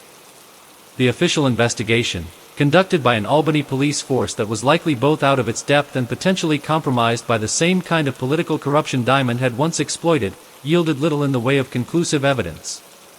There were no fingerprints, no murder weapon recovered, and no credible eyewitnesses who came forward, a level of cleanliness that itself pointed to a highly professional job, the kind typically commissioned by the organized syndicate rather than a crime of passion or a freelance act of vengeance. The list of potential architects of his murder is a short but powerful one, each name representing a different facet of the powerful forces that had aligned against him. The most frequently cited suspect is the volatile and territorial Dutch Schultz, whose beer empire in the Bronx and Manhattan was directly challenged by Diamond's upstate operations. Schultz had already sanctioned at least 2 of the previous failed attempts on Diamond's life, and the successful hit in Albany carried his trademark brutal efficiency. Another compelling theory points to the newly formed National Commission, led by Lucky Luciano and Meyer Lansky, who viewed Diamond as a dangerous anachronism whose very public and chaotic presence threatened the low-profile, corporate future they were building for organized crime. From this perspective, Diamond's murder was not a personal vendetta but a strategic business decision, a necessary corporate restructuring to eliminate a rogue and unreliable element. A third, more localized theory implicates powerful political figures within Albany's own machine, men who had previously been on Diamond's payroll but who now saw him as a massive liability in the wake of the Cassidy trial and the impending federal tax case. Having him killed in their own city could have been a way to simultaneously silence him, curry favor with the ascending syndicate, and remove a source of immense political embarrassment. The truth is, these theories are not mutually exclusive. It is entirely plausible, and in fact highly likely, that these interests converged, that a consensus was reached among the syndicate leadership, with Schultz as a willing executioner, and with local political powers agreeing to look the other way, a perfect storm of criminal and political will that sealed Diamond's fate. The question of the actual triggerman is even murkier, lost to the shadows of history. It could have been a hired specialist imported from another city to ensure deniability, a nameless face who arrived in Albany, did his job, and vanished back into the anonymity of the underworld.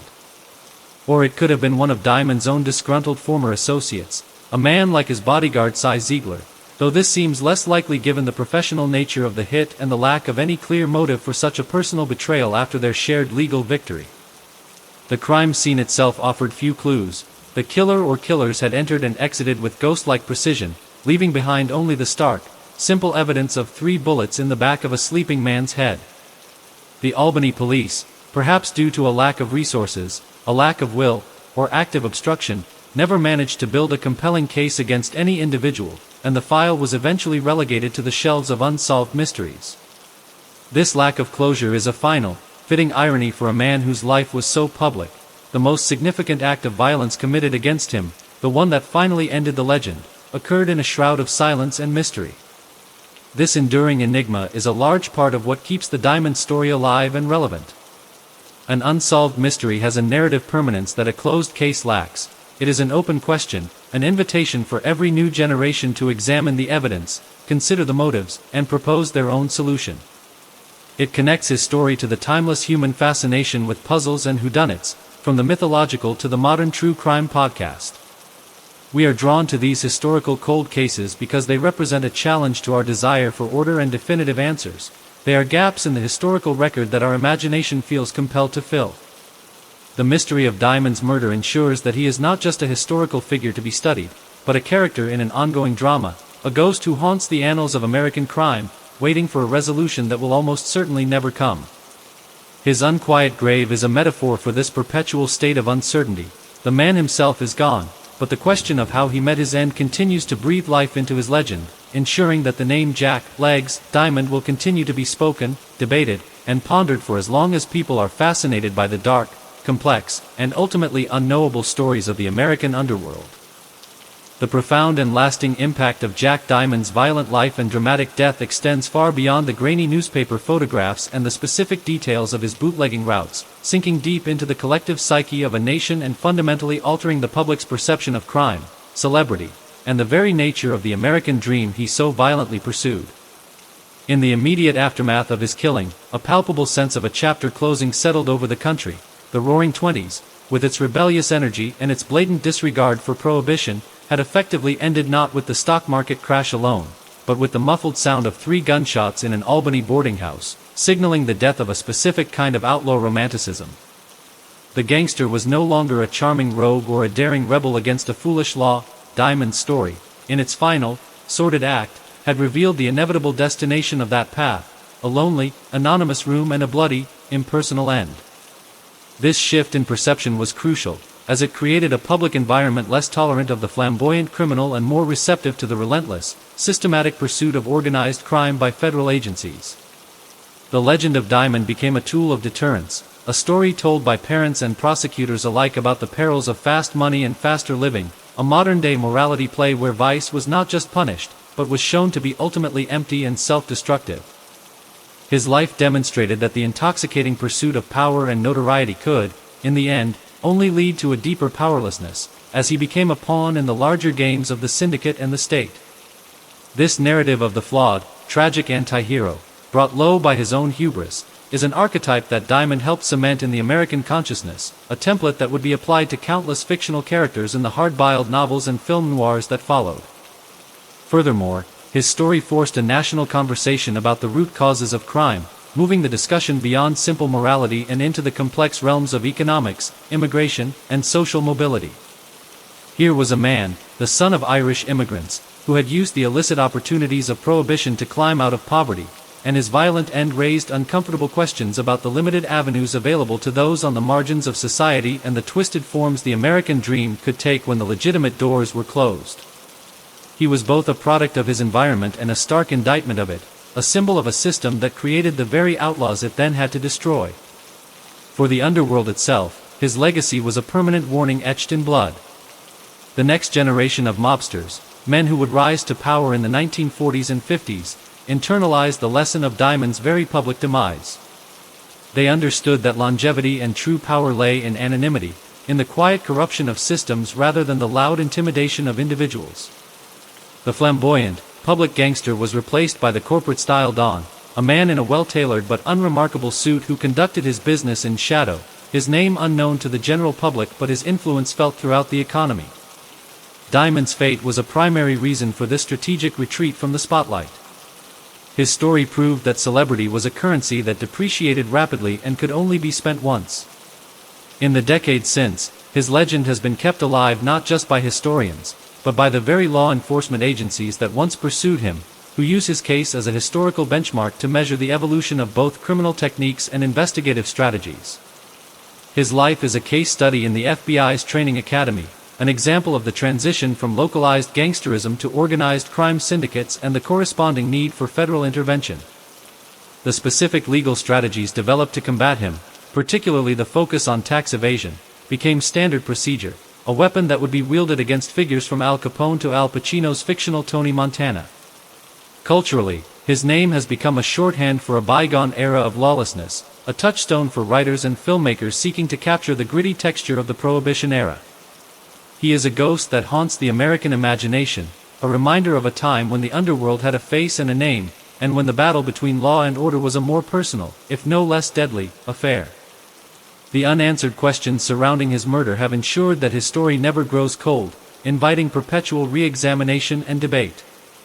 We are still piecing together the fragments of his life because, in a fundamental way, his story is our story, a tale of ambition and identity, of the desire to leave a mark on the world, and the often tragic consequences of that desire when pursued without restraint. The echo of Jack, Legs, Diamond is the echo of America's own tumultuous adolescence, a reminder of a wilder, more chaotic past, and a cautionary tale that continues to resonate because the temptations of power, fame, and easy money that defined his life are as potent today as they were on the day he was born. The intricate web of personal relationships that defined Jack Diamond's world, stretching from the tenacious loyalty of his wife Alice to the fatal allure of showgirl Kiki Roberts and the steadfastness of his few trusted lieutenants, forms the deeply human core of his story, revealing a man whose desperate need for connection and validation was perpetually at war with the paranoid, violent instincts required to maintain his criminal empire. Alice Diamond was the bedrock of his chaotic existence, a figure of immense patience and fortitude who managed the practical aspects of his life with a steely resolve that often surpassed his own. She was his bookkeeper, his confidant, and his most unwavering defender, standing by him through multiple near-fatal shootings, countless legal battles, and very public humiliations, her loyalty forming a strange, stable constant in a life defined by turbulence. Her love for him, however complex and enabling it may have been, represented a tether to a normalcy he could never fully embrace, a domestic anchor he both relied upon and consistently dragged through the mud of his other life. In stark contrast, Marion, Kiki Roberts was the embodiment of that other life, the glamour, the excitement, the public celebrity that fed his ego and projected an image of success and virility to the world. Their relationship was a combustible mix of genuine passion, possessive obsession, and public spectacle, played out in the gossip columns and nightclubs of New York City, a world away from the secluded farmhouse in Accra. Diamond's inability to reconcile these two women and the two worlds they represented was a microcosm of his larger internal conflict. He wanted the stability of a traditional home but was addicted to the adrenaline of the spotlight. His treatment of Kiki, culminating in the jealous rage that led to the Cassidy murder, exposed the brutal reality behind the charming gangster facade. He sought to control her with the same violence and intimidation he used on his rivals, a fatal error that demonstrated he could not separate his business tactics from his personal life. This blurring of lines proved to be his undoing, as the very public drama of their relationship provided the catalyst for his final, fatal downward spiral. Beyond these central romantic entanglements were the professional relationships that sustained his operation, most notably with his bodyguard and partner, Simon "Cy" Ziegler, a man whose loyalty was tested time and again, most famously during the Cassidy trial where they stood as co-defendants. The bond between a gangster and his primary enforcer is one of absolute dependence, a shared existence in the crosshairs, and Ziegler's fate after Diamond's death, a life lived in the shadow of the syndicate, perpetually looking over his shoulder, illustrates the collateral damage of such an allegiance.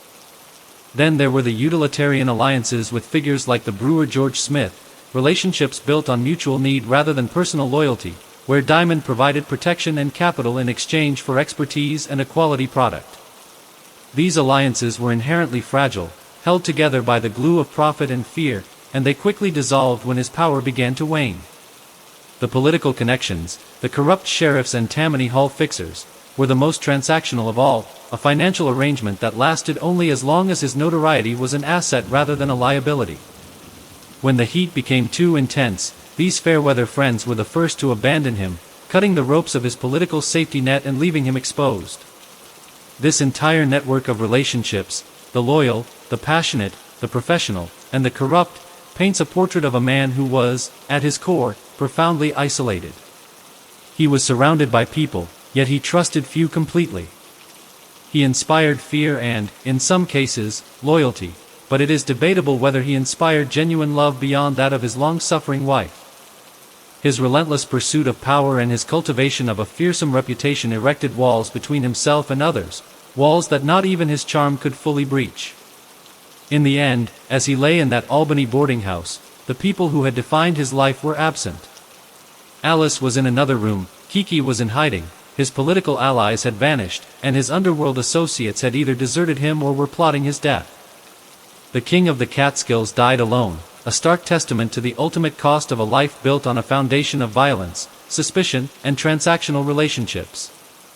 His story serves as a grim reminder that while power can command obedience and wealth can attract followers, they are poor substitutes for the genuine human connections that give life its meaning, and that the most formidable fortress cannot protect a man from the solitude that comes from within.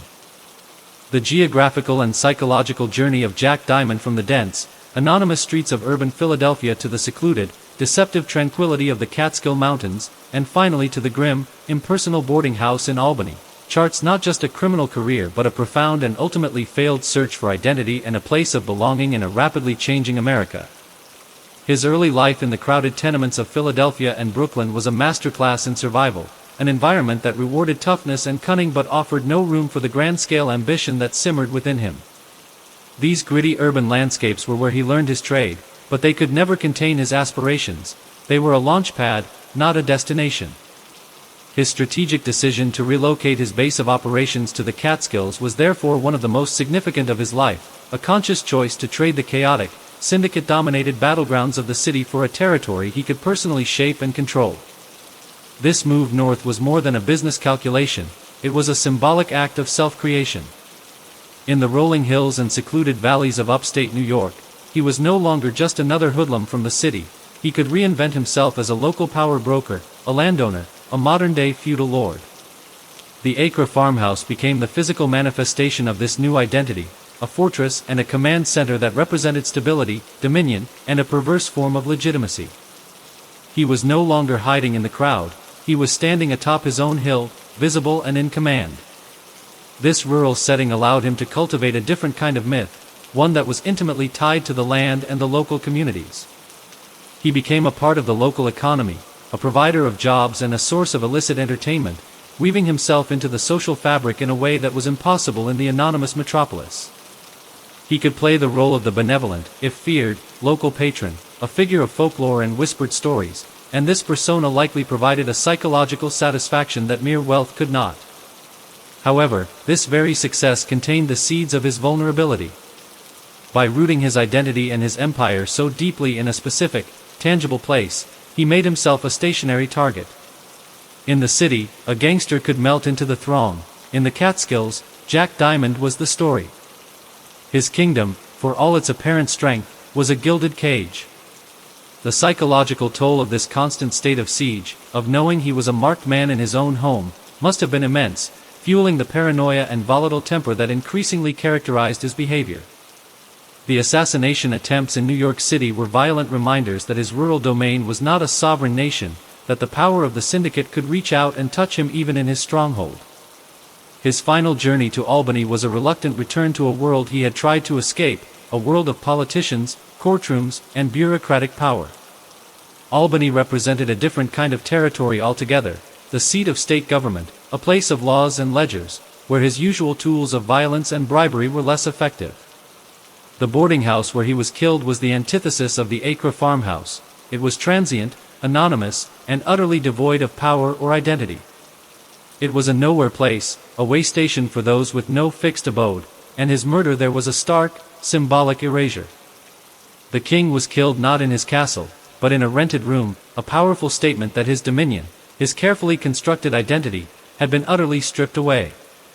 This geographical arc, from the anonymous city to the personalized kingdom and back to an anonymous room, maps the tragic trajectory of his life.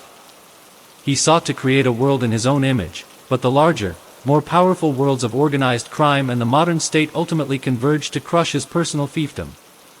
The places associated with him have, in the years since, taken on the aura of historical landmarks, but they are landmarks of a failed dream. The Acre farmhouse is a monument to ambition, the Hotsy club site is a monument to notoriety, and the Albany boarding house, even in its absence, is a monument to oblivion. We are drawn to these locations because they make abstract history tangible. They allow us to stand on the same ground and contemplate the fleeting nature of power and the universal human desire for a place to call one's own. Jack Diamond's story is, in this light, a profoundly American story of the frontier, albeit a criminal one. He went into the wilderness to build his own world, and he was destroyed by the encroaching forces of civilization and consolidation.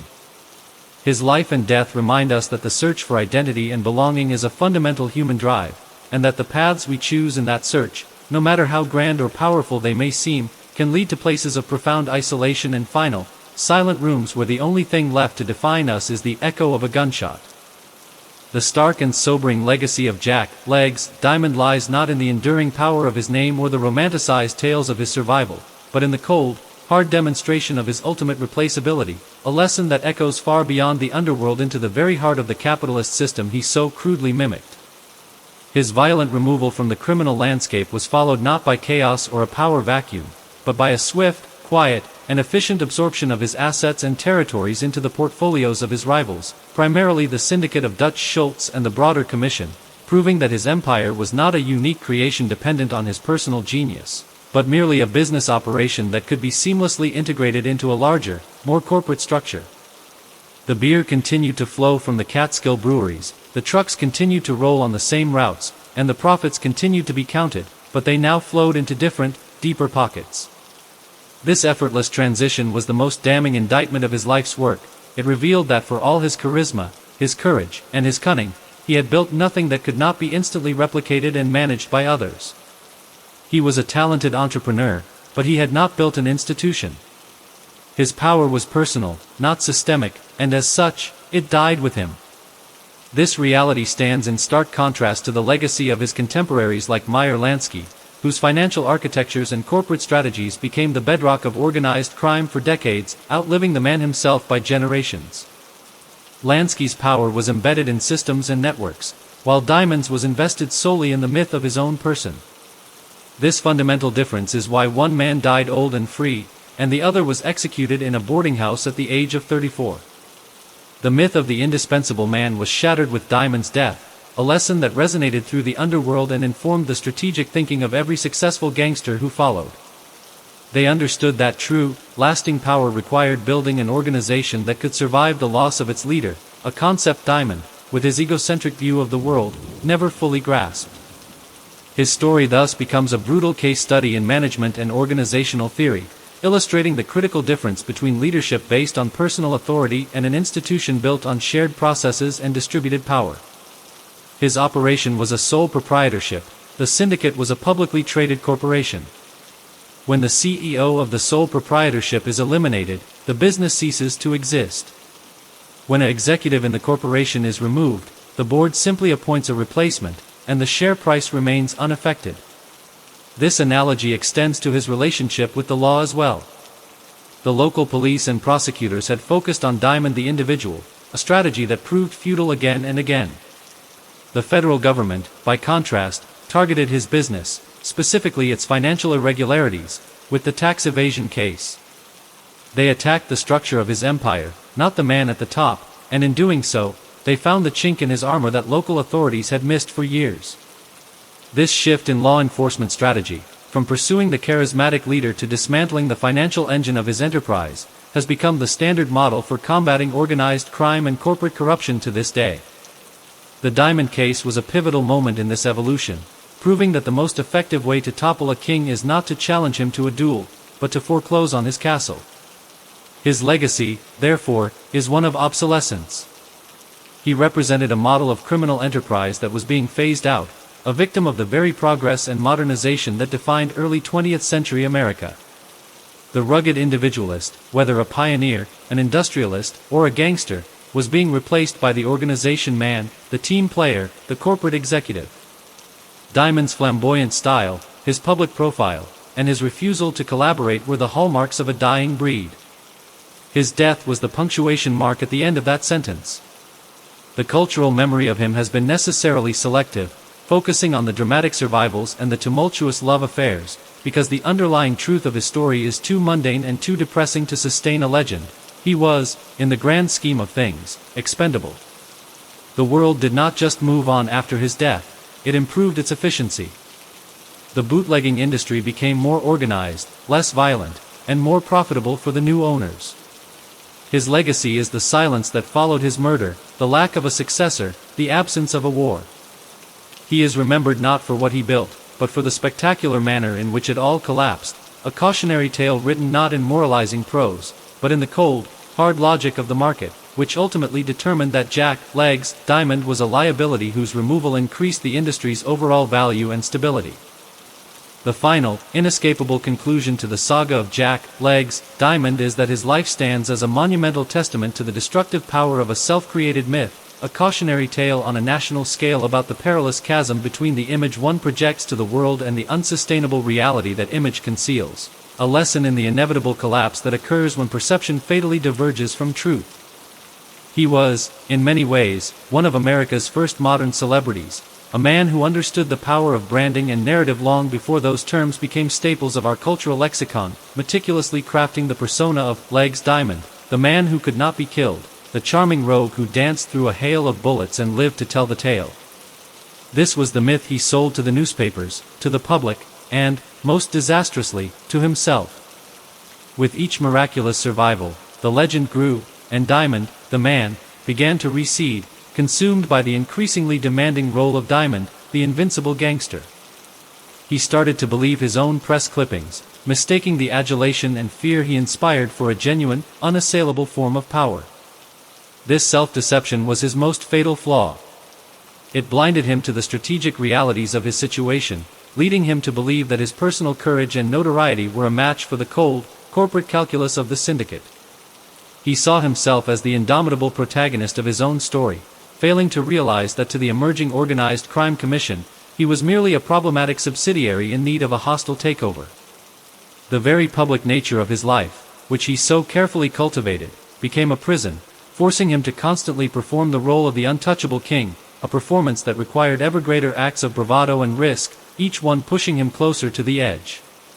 His volatile relationship with Kiki Roberts and the subsequent Cassidy murder were the ultimate expressions of this disconnect. The man who believed he was above the law and conventional morality discovered that even he was subject to the consequences of his own passions, and that the legal system he had so often mocked could, when fueled by public outrage and a personal vendetta, become an inexorable force. The federal tax case was the final, brutal confrontation between his myth and his reality. The government's case was not built on gangland gossip or intimidated witnesses, it was built on the immutable mathematics of his own spending, a ledger that coldly refuted the fiction of his invincibility by demonstrating that he was, in the end, just a man who spent more money than he could explain. His assassination was the ultimate deconstruction of the myth. The man who had survived spectacular, public ambushes was executed not in a blaze of glory, but in a quiet, clinical, almost administrative killing. There was no dramatic last stand, no final confrontation, there was only a sleeping man and 3 bullets to the head, a death as anonymous and impersonal as his life had been loud and self-aggrandizing. The killers were not rivals seeking to defeat a legend in fair combat, they were functionaries, erasing a problem. This was the final, humiliating truth. The legend of the man who can't be killed was so fragile that it could be extinguished by a single, silent act in a rented room. In death, the myth he built became his entire legacy, but its meaning was inverted. He is no longer remembered as the invincible clay pigeon, but as the quintessential example of hubris, a figure whose story is told not to inspire, but to warn. His life serves as a permanent reminder that the pursuit of fame, when divorced from substance and strategic wisdom, is a hollow and self-destructive endeavor. The media machine that he so adeptly manipulated ultimately consumed him, first building him up as a celebrity and then tearing him down as a monster, a cycle that has repeated itself with countless public figures in the decades since. His story resonates because it touches on a universal anxiety, the fear that our public persona, the image we work so hard to create, is a fragile facade that can shatter at any moment, revealing the vulnerable person underneath. Jack Diamond's facade didn't just shatter, it was systematically dismantled by the combined forces of the law, his rivals, and his own self-destructive choices. His enduring presence in the annals of true crime is not a celebration of his life, but a morbid fascination with its spectacular failure. We are drawn to his story for the same reason we slow down to look at a car crash. It is a visceral, terrifying demonstration of the consequences of a life lived at the extreme edge of ambition and ego. He is a ghost that haunts the American imagination, not as a hero to be emulated, but as a phantom of a path not to be taken, a permanent caution written in the blood and headlines of a bygone era, a stark lesson that the most dangerous enemy a man can face is often the legend he creates about himself. And so, the echoing silence that followed the gunshots in that Albany boarding house on a cold December morning in 1931 was not merely the end of a man, but the final, fading note of an entire era, the definitive closing of a chaotic and flamboyant chapter in the American story. The saga of Jack, Legs, Diamond, from the Philadelphia tenements to the pinnacle of a criminal empire and down into the depths of a lonely and violent death, serves as a complex and enduring mosaic, each piece, his logistical genius, his pathological recklessness, his desperate search for identity, his catastrophic personal relationships, and his fatal misunderstanding of the shifting forces of power, contributing to a portrait that is as cautionary as it is captivating. His life was a violent poem written in the language of his time, a composition of prohibition, of immigrant aspiration, of media sensationalism, and of the raw, unregulated capitalism of the underworld. He was a man who seized the twisted opportunities presented by a flawed law and rode them with audacious courage to a height from which the only possible direction was a precipitous fall. His story forces us to confront uncomfortable truths about the American experience, the blurred line between ambition and greed, the dark allure of the outlaw, the corrupting nature of absolute power, and the fragile veneer of civilization that can be so easily torn away by determined men with guns. He is a figure who refuses to be easily categorized, a murderer who could show loyalty, a monster who could act with generosity, a genius who was a fool, a man both made and destroyed by the legend he cultivated. The unanswered question of his murder is the perfect, unresolved coda to this symphony of contradiction, a mystery that ensures his story remains alive, a subject of debate and investigation, a historical cold case that continues to whisper of conspiracies and hidden truths. The world he left behind was irrevocably changed by his passage. The syndicate he defied grew stronger and more invisible, the law enforcement that pursued him grew more sophisticated and federalized, and the public's perception of crime was forever stripped of its romantic sheen. The ghost of Legs Diamond does not haunt the old farmhouse in Acre or the site of the Totsy Club, it haunts the very idea of the self-made man, reminding us that the journey from nothing to everything is fraught with moral compromises and existential dangers that can ultimately annihilate the self it seeks to glorify. His legacy is not one of an empire built, but of a lesson learned, a stark warning about the price of notoriety and the fleeting nature of power based on fear and personality. We remember him not for the duration of his reign, but for the spectacular nature of his downfall, a classic tragedy played out on the modern stage of American journalism and jurisprudence. His name endures not as a blueprint for success, but as the ultimate example of what to avoid, a permanent fixture in the gallery of American infamy whose story continues to be told because, in its very human complexity and its Shakespearean arc, it holds up a dark mirror to our own society, reflecting our enduring fascination with power, our ambivalence about fame, and our deep-seated need for stories that remind us of the perilous cost of sin and the inescapability of a fate that we so often craft with our own hands. The echo of those final 3 bullets is a sound that has never fully faded, a reverberation through history that asks us to remember the man, the myth, and the moment, and to ponder the fragile line between legend and oblivion. If you found this deep dive into the rise and fall of Jack, Legs, Diamond compelling, this exploration of the volatile intersection of crime, celebrity, and power in Prohibition-era America, please show your support for this channel by subscribing and hitting the notification bell so you won't miss our next journey into the forgotten corners of history. We dedicate countless hours to research and compilation to bring you these comprehensive narratives, all with the goal of presenting the most accurate and engaging historical accounts possible.